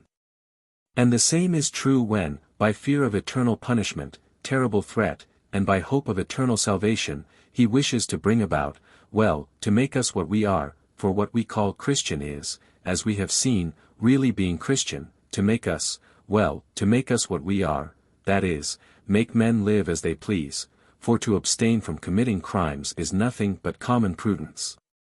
The most terrible blasphemy is the one of which Christianity is guilty, which is, to transform the God of the Spirit into a ridiculous piece of nonsense.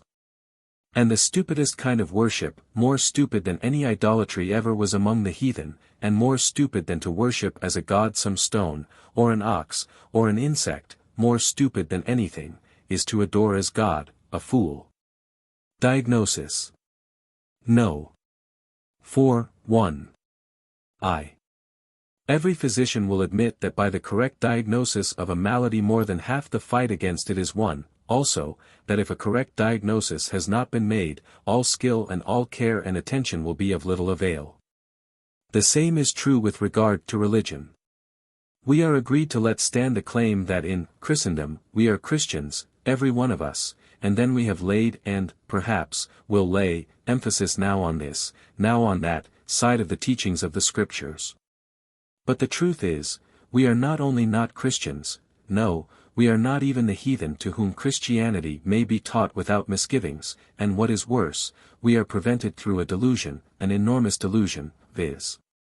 Christendom, the Christian state, a Christian country, a Christian world, from becoming Christians. And then the suggestion is made to one to continue untouched and unchanged this delusion and, rather, to furnish a new presentation of the teachings of Christ. This has been suggested, and, in a certain sense, it is altogether fitting. Just because one lives in a delusion, not to speak even of being interested in keeping up the delusion, one is bound to desire that which will feed the malady, a common enough observation this, the sick man desiring precisely those things which feed his malady. 2. Imagine a hospital. The patients are dying off like so many flies. The methods are changed, now this way, now that, of no avail. What may be the cause? The cause lies in the building, the whole building is tainted. The patients are put down as having died, the one of this, the other of that, disease, but strictly speaking this is not true, for they all died from the taint which is in the building. The same is true in religion.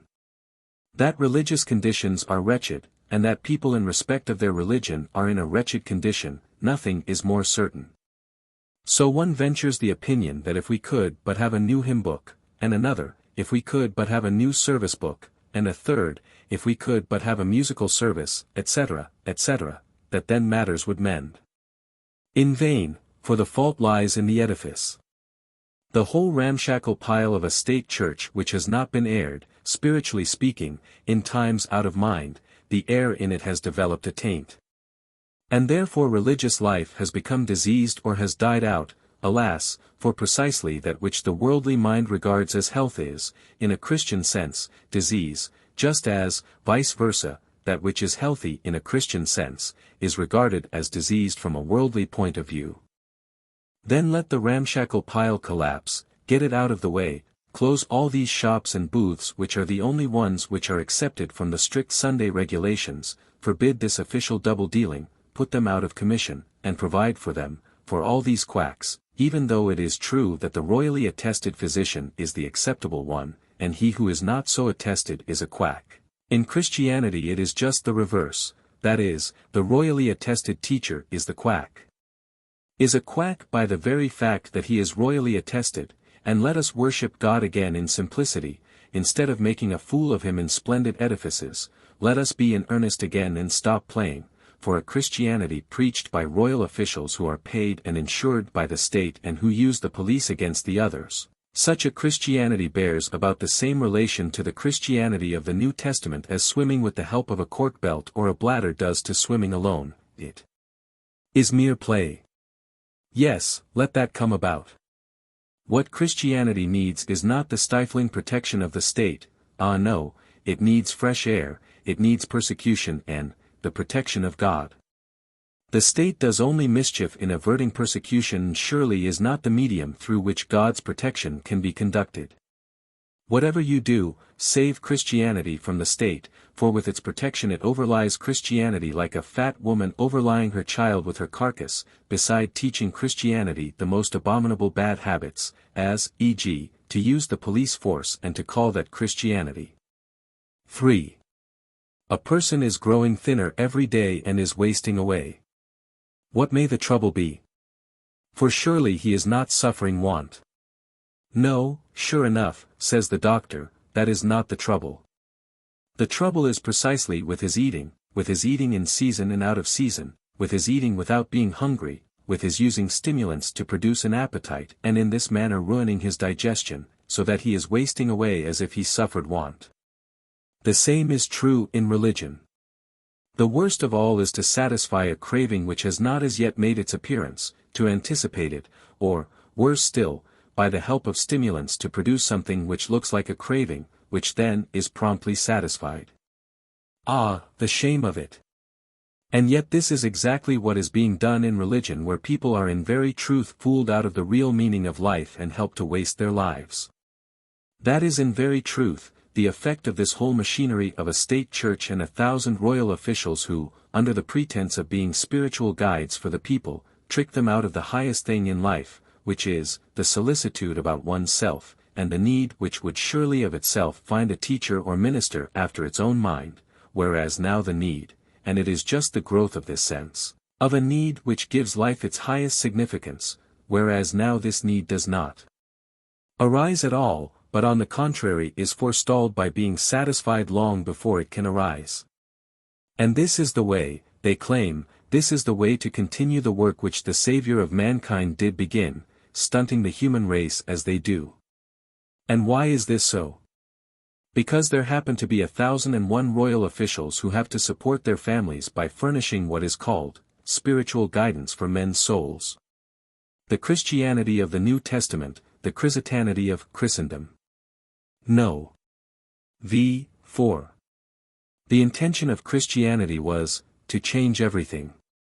The result, the Christianity of Christendom, is, everything, literally everything, remained as it had been, with just the difference that to everything was affixed the attribute, Christian, and for the rest, strike up, fiddlers, we live in heathendom, so merrily the dance goes around, or, rather, we live in a heathendom made more refined by the help of life everlasting and by help of the thought that, after all, it is all Christian. Try it, point to what you will, and you shall see that I am right in my assertion. If what Christianity demanded was chastity, then away with brothels. But the change is that the brothels have remained just as they did in heathendom, and the proportion of prostitutes remained the same, too. To be sure, they became Christian brothels. A brothel keeper is a Christian brothel keeper, he is a Christian as well as we others. Exclude him from church membership? Why, for goodness sake, the clergyman will say, what would things come to if we excluded a single paying member? The brothel keeper dies and gets a funeral oration with a panegyric in proportion to the amount he pays. And after having earned his money in a manner which, from a Christian point of view, is as filthy and base as can be, for, from a Christian point of view it would be more honorable if he had stolen it, the clergyman returns home. He is in a hurry, for he is to go to church in order to deliver an oration or, as Bishop Martinson would say, bear witness. But if Christianity demanded honesty and uprightness, and doing away with this swindle, the change which really came about was this: the swindling has remained just as in heathendom, every Christian, is a thief in his own line, only, the swindling has taken, on the predicate, Christian. So we now have Christian swindling, and the clergyman bestows his blessing on this Christian community, this Christian state, in which one cheats just as one did in heathendom, at the same time that one pays the clergyman, that is, the biggest swindler of them all, and thus cheats oneself into Christianity.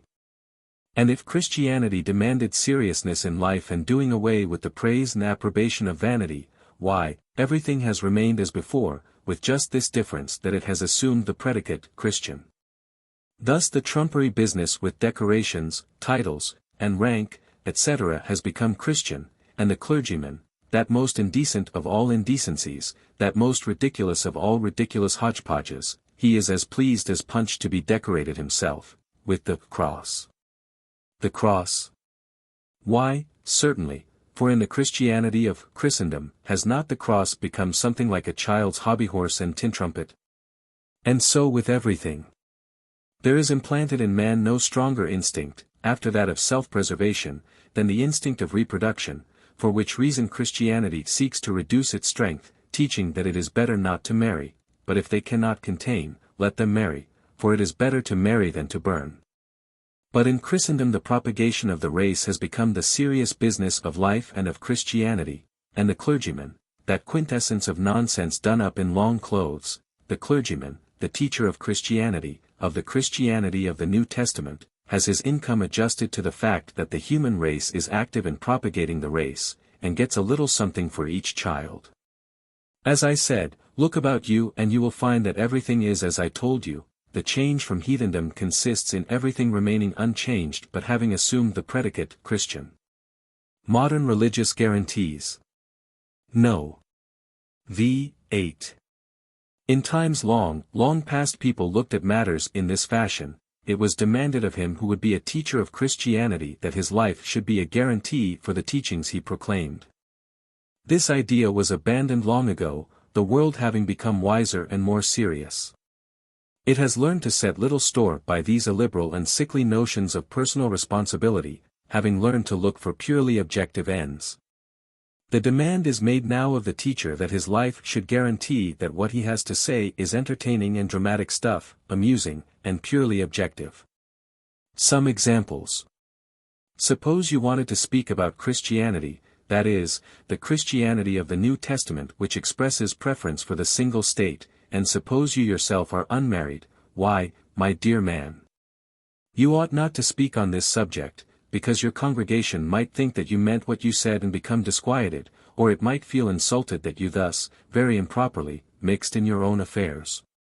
No, dear sir, it will take a little longer before you are entitled to speak seriously on this matter so as really to satisfy the congregation. Wait till you have buried your first wife and are well along with your second wife, then it will be time for you to stand before your congregation to preach and bear witness that Christianity prefers the single state, then you will satisfy them altogether, for your life will furnish the guarantee that it is all tomfoolery and great fun, or that what you say is interesting. Indeed, how interesting! For just as, to make it interesting, the husband must be unfaithful to his wife and the wife to her husband, likewise truth becomes interesting, intensely interesting, only when one lets one's self be carried away by one's feelings, be fascinated by them, but of course does the precise opposite and thus in an underhand manner is reassured in persisting in one's ways. Do you wish to speak about Christianity's teaching contempt for titles and decorations and all the follies of fame, and should you happen to be neither a person of rank nor anything of the kind, why, my dear sir, you ought not to undertake to speak on this subject. Why, your congregation might think you were in earnest, or feel insulted by such a lack of tact in forcing your personality on their notice. No, indeed, you ought to wait till you have a lot of decorations, the more the merrier. You ought to wait till you drag along with a rigmarole of titles, so many that you hardly know yourself what you are called, then is your time come to stand before your congregation to preach and bear witness, and you will undoubtedly satisfy them, for your life will then furnish the guarantee that it is but a dramatic divertisement, an interesting forenoon entertainment. Is it your intention to preach Christianity in poverty, and insist that only thus it is taught in truth, and you happen to be very literally a poor devil, why, my dear sir, you ought not to venture to speak on this subject. Why, your congregation might think you were in earnest, they might become afraid and lose their good humor, and they might be very unpleasantly affected by thus having poverty thrust in on them. No indeed, first get yourself some fat living, and when you have had it so long that your promotion to one still fatter is to be expected, then is your time come to stand before your congregation and to preach and bear witness, and you will satisfy them, for your life then furnishes the guarantee that it is just a joke, such as serious men like to indulge in, now and then, in theater or in church, as a sort of recreation to gather new strength, for making money. And that is the way they honor God in the churches.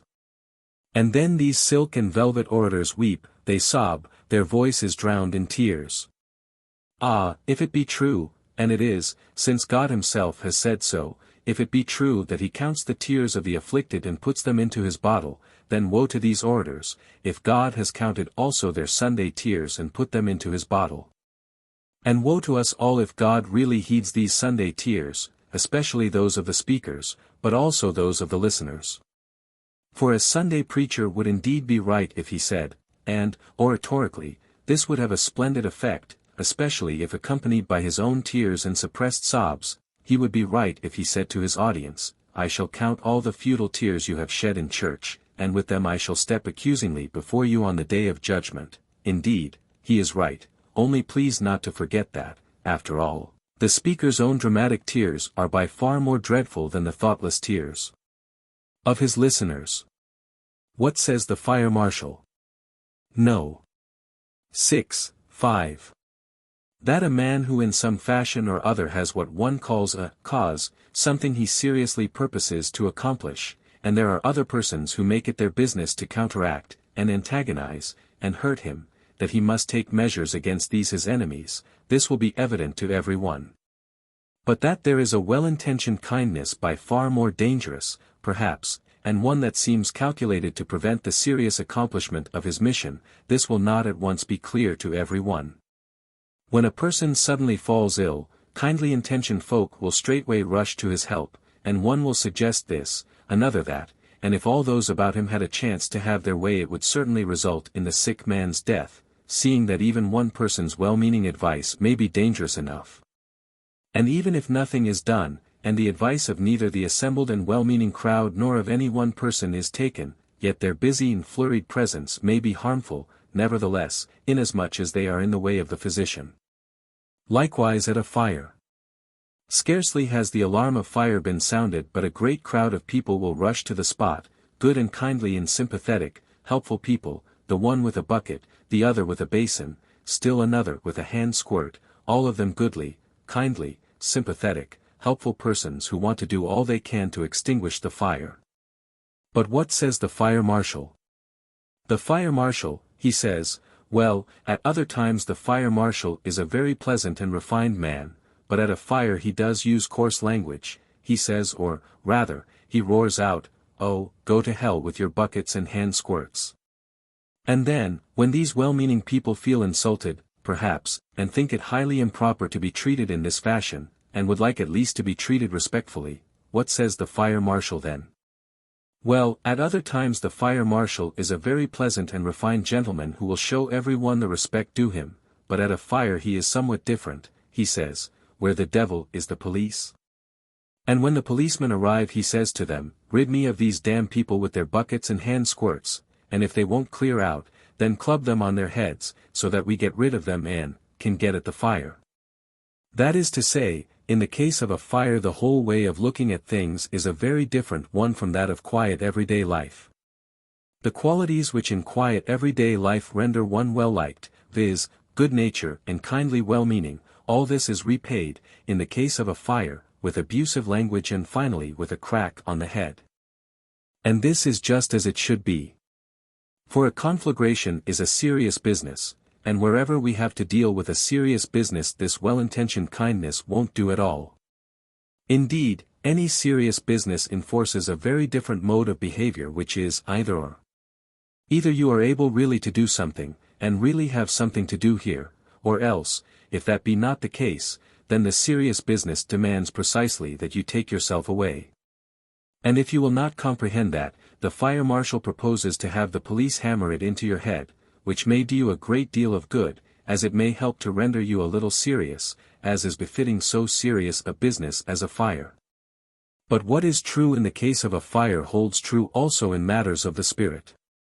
Wherever a cause is to be promoted, or an enterprise to be seen through, or an idea to be served, you may be sure that when he who really is the man to do it, the right man, he who, in a higher sense has and ought to have command, he who is in earnest and can make the matter the serious business it really is, you may be sure that when he arrives at the spot, so to say, he will find there a nice company of easy-going, addle-pated twaddlers who pretending to be engaged in serious business, dabble in wishing to serve this cause, to further that enterprise, to promote that idea, a company of addle-pated fools who will of course consider one's unwillingness to make common cause with them, which unwillingness precisely proves one's seriousness, will of course consider that a sure proof of the man's lack of seriousness.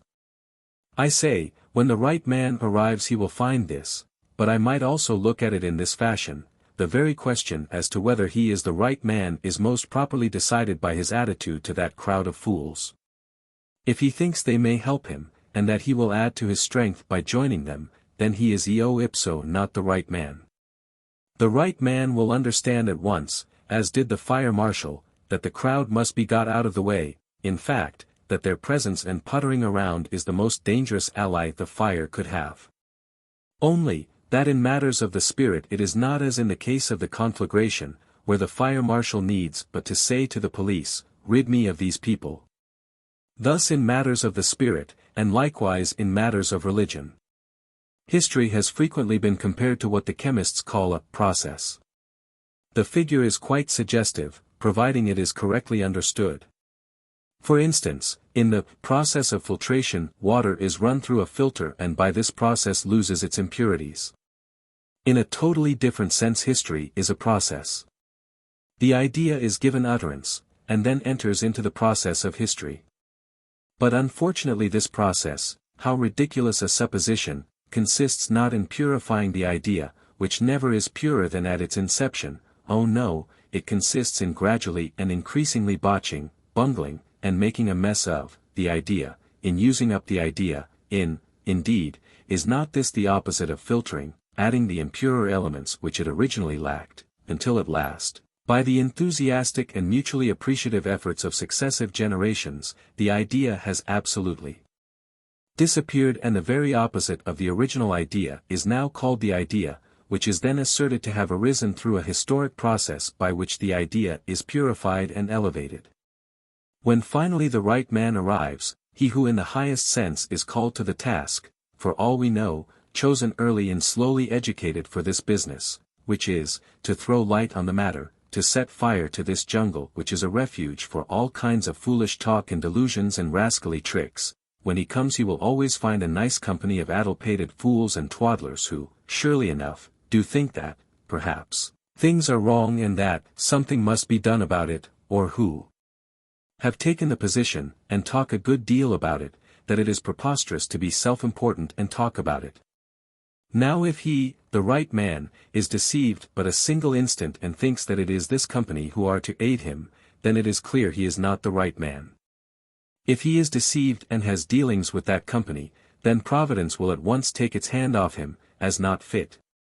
But the right man will see at a glance, as the fire marshal does, that the crowd who in the kindness of their hearts mean to help in extinguishing a conflagration by buckets and hand squirts, the right man will see that the same crowd who here, when there is a question, not of extinguishing a fire, but rather of setting something on fire, will in the kindness of their hearts wish to help, with a sulphur match sans fire or a wet spill, he will see that this crowd must be got rid of, that he must not have the least thing in common with this crowd, that he will be obliged to use the coarsest possible language against them, he who perhaps at other times is anything but coarse. But the thing of supreme importance is to be rid of the crowd, for the effect of the crowd is to hamstring the whole cause by robbing it of its seriousness while heartfelt sympathy is pretended.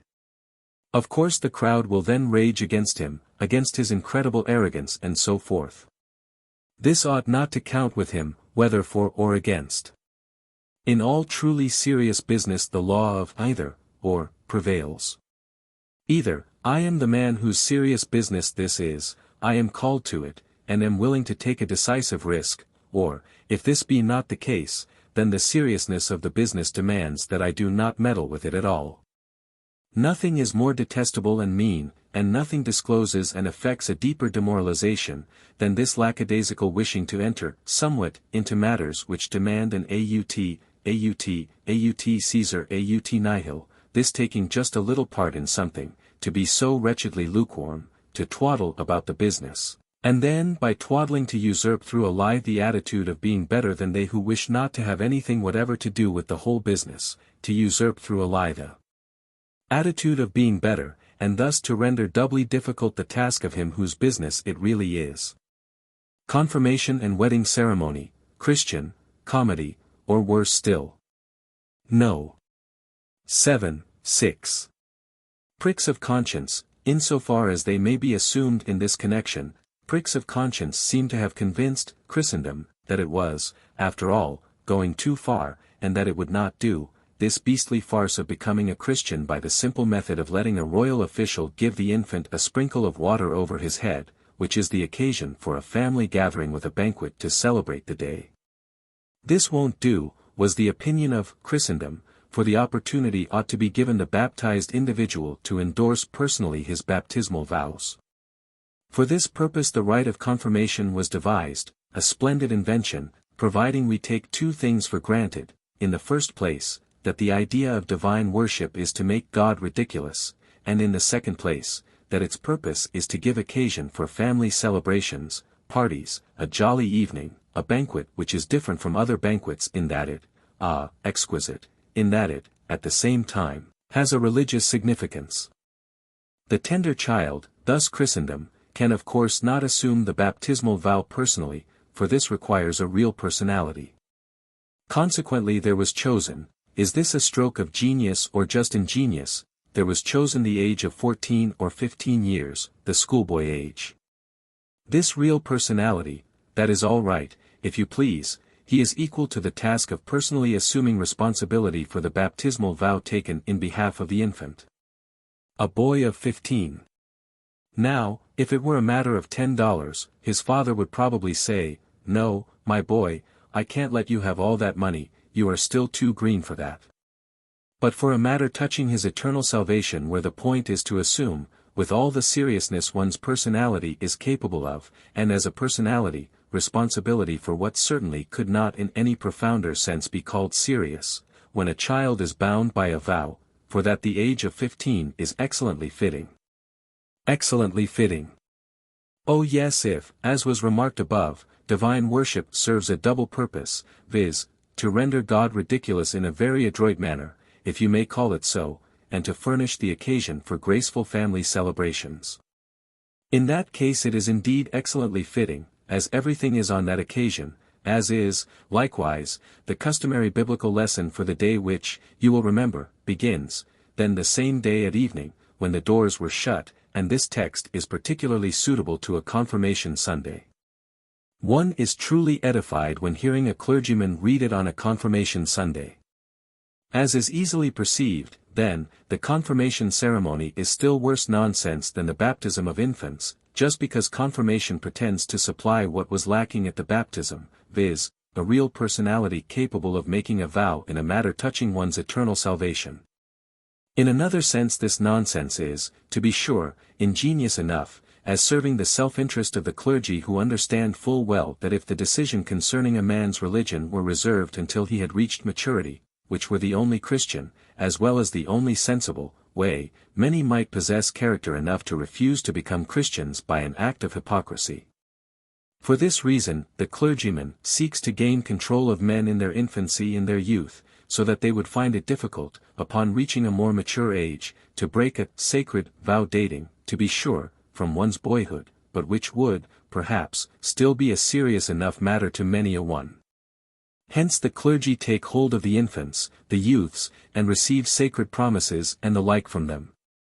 And what that man of God, the clergyman, does, why, that is, of course, a God-fearing action.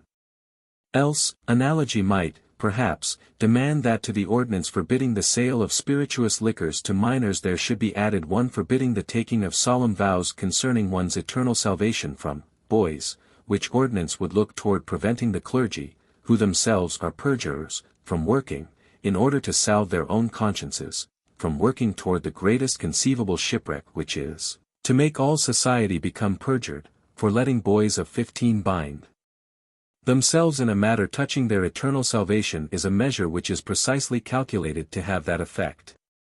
The ceremony of confirmation is, then, in itself a worse piece of nonsense than the baptism of infants. But in order to miss nothing which might, in any conceivable manner, contribute to render confirmation the exact opposite of what it purports to be, this ceremony has been connected with all manner of worldly and civil affairs, so that the significance of confirmation lies chiefly in the certificate of character which the minister makes out, without which certificate no boy or girl will be able to get on at all in life. The whole thing is a comedy, and perhaps something might be done to add greater dramatic illusion to the solemnity, as e.g., passing an ordinance forbidding any one to be confirmed in a jacket, as not becoming a real personality, likewise, a regulation ordering male candidates for confirmation to wear a beard during the ceremony, which beard might, of course, be taken off for the family celebration in the evening, or be used in fun and merrymaking. I am not now attacking the community, they are led astray, they cannot be blamed for liking this kind of divine worship, seeing that they are left to their own devices and deceived by their clergyman who has sworn an oath on the New Testament. But woe to these clergymen, woe to them, these sworn liars. I know there have been mockers at religion, and I know how much they would have given to be able to do what I do, but they were not able to, because God was not with them. It is different with me. Originally as well disposed to the clergy as few have been, and very ready to help them. I have undergone a change of heart in the opposite direction, owing to their attitude. And the Almighty is with me, and He knows how the whip is to be handled so that the blows take effect, and that laughter must be that whip, handled with fear and trembling, therefore am I used. The wedding ceremony. True worship of God consists, very simply, in doing God's will. But that kind of divine service has never suited man's wishes.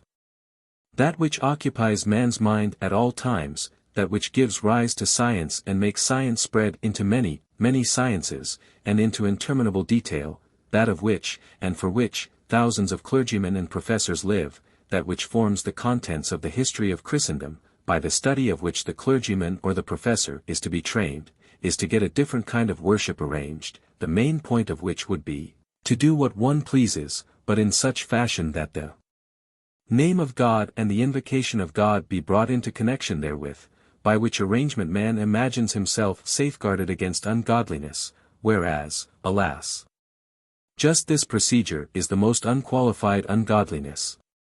For example, a man has the intention to make his living by killing people. To be sure, he knows from the word of God that this is not permissible, that God's will is, "Thou shalt not kill." All right, thinks he, but this way of serving God will not serve my purposes. At the same time I don't care to be among the ungodly ones either. So what does he do but get hold of some priest who in God's name blesses his dagger? Ah, c'est bien autre chose. In the scriptures the single state is recommended. But, says man, that kind of worship really does not serve my purposes, and surely, you can't say that I am an ungodly person, and such an important step as marriage, which nota bene God counsels against, his opinion being, in fact, that the important thing is not to take this important step. Should I take such an important step without making sure of God's blessing? Bravo!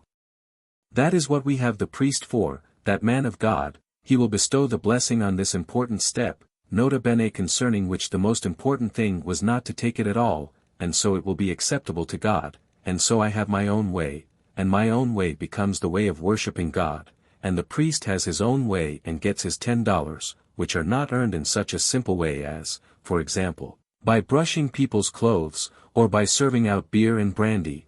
Oh no! Was he not active on behalf of God? To earn $10 in this fashion is serving God. Bravissimo! What depth of nonsense and abomination! If something is not pleasing to God, does it perhaps become pleasing to him by having, why, that is aggravating the mischief, by having a clergyman along who, why, that is aggravating the mischief still more, who gets $10 for declaring it pleasant to God? Let us consider the marriage ceremony still further. In his word God recommends the single state. Now suppose two young people want to be married. To be sure, they ought certainly to know, themselves, what Christianity is, seeing that they call themselves Christians, but never mind that now. The lovers then apply to the clergyman, and the clergyman is, we remember, pledged by his oath on the New Testament, which nota bene recommends the single state. Now, if he is not a liar and a perjurer who makes his money in the very shabbiest fashion, he would be bound to take the following course. At most he could, with human compassion for this human condition of being in love, say to them, "Dear children, I am the one to whom you should turn last of all. To turn to me on this occasion is, indeed, as strange as if one should turn to the chief of police and ask him how best to steal.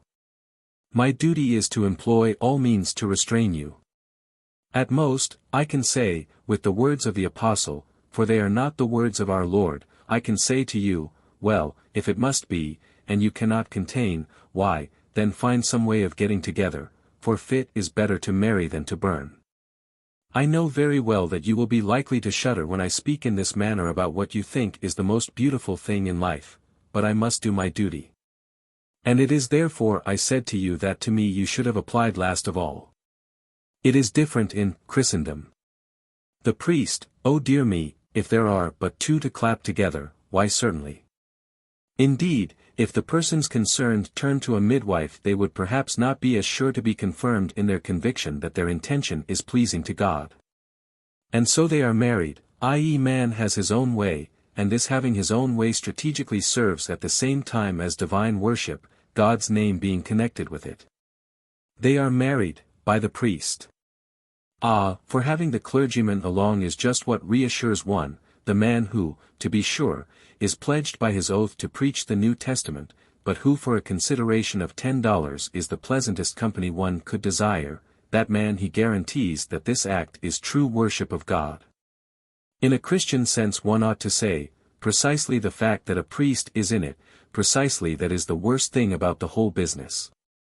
If you want to be married you ought, rather, be married by a smith, for then, if it were admissible to speak in this fashion, then it might possibly escape God's attention, whereas, if there is a priest along it can certainly not escape his attention. Precisely the fact of the clergyman's being there makes it as criminal an affair as possible. Call to mind what was said to a man who in a storm at sea invoked the gods, by all means do not let the gods notice that you are aboard. Thus one might say here also, by all means try to avoid calling in a priest. The others, the smith and the lovers, have not pledged themselves by an oath on the New Testament, so matters are not as bad, if it be admissible to speak in this fashion, as when the priest assists with his holy presence. An eternity to repent in. No. 8:3. Let me relate a story. I did not read it in a book of devotion but in what is generally called light reading. Yet I do not hesitate to make use of it, and indicate its source only lest any one be disturbed if he should happen to be acquainted with it, or find out at some later time where it is from, lest he be disturbed that I had been silent about this. Once upon a time there lived somewhere in the East a poor old couple. Utterly poor they were, and anxiety about the future naturally grew when they thought of old age approaching. They did not, indeed, constantly assail heaven with their prayers, they were too God-fearing to do that, but still they were ever praying to God for help. Then one morning it happened that the old woman found an exceeding large jewel on the hearthstone, which she forthwith showed to her husband, who recognized its value and easily perceived that now their poverty was at an end. What a bright future for these old people, and what gladness! But frugal and pious as they were, they decided not to sell the jewel just yet, since they had enough wherewithal to live still one more day. But on the morrow they would sell it, and then a new life was to begin for them. In the following night the woman dreamed that she was transported to paradise. An angel showed her about the splendors which only an oriental imagination can devise. He showed her a hall in which there stood long rows of armchairs gemmed all over with precious stones and pearls. These, so the angel explained, were the seats of the pious. And last of all he pointed out to her the one destined for herself. When regarding it more closely she discovered that a very large jewel was lacking in the back of the chair, and she asked the angel how that might be. Watch now, for here is the point. The angel answered, that was the jewel which you found on your hearthstone. It was given you ahead of time, and it cannot be put in again. In the morning the woman told her husband this dream. And she was of the opinion that it was better, perhaps, to endure in poverty the few years still left to them to live, rather than to be without that jewel in all eternity. And her pious husband was of the same opinion. So in the evening they laid the jewel on the hearthstone and prayed to God to take it away again. And next morning it had disappeared, for certain, and what had become of it the old folks well knew, it was in its right place again. This man was in truth happily married, and his wife a sensible woman. But even if it were true, as is maintained so often, that it is men's wives who cause them to lose sight of eternal values, even if all men remained unmarried, there would still be in every one of us an impulse, more ingenious and more pressing and more unremitting than a woman, which will cause him to use a wrong measure and to think a couple of years, or 10 years, or 40 years, so enormous a length of time that even eternity were quite brief in comparison, instead of these years being as nothing when compared with the infinite duration of eternity. Therefore, heed this well. You may by worldly wisdom escape perhaps what it has pleased God to unite with the condition of one's being a Christian, that is, sufferings and tribulations. You may, and to your own destruction, by cleverly avoiding the difficulties, perhaps, gain what God has forever made incompatible with being a Christian, that is, the enjoyment of pleasures and all earthly goods. You may, fooled by your own worldly wisdom, perhaps, finally perish altogether, in the illusion that you are on the right way. Because you have gained happiness in this world, and then, you will have an eternity to repent in. An eternity to repent in, to repent that you did not employ your time in doing what might be remembered in all eternity, that is, in truth to love God, with the consequence that you suffer the persecution of men in this life. Therefore, do not deceive yourself, and of all deceivers fear most yourself. Even if it were possible for one, with regard to eternity, to take something ahead of time, you would still deceive yourself just by having something ahead of time, and then an eternity to repent in. A dose of disgust with life. No. 9:3.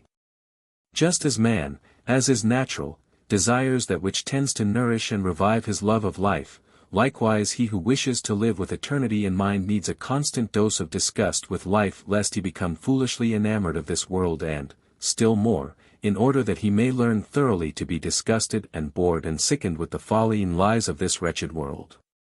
Here is a dose of it.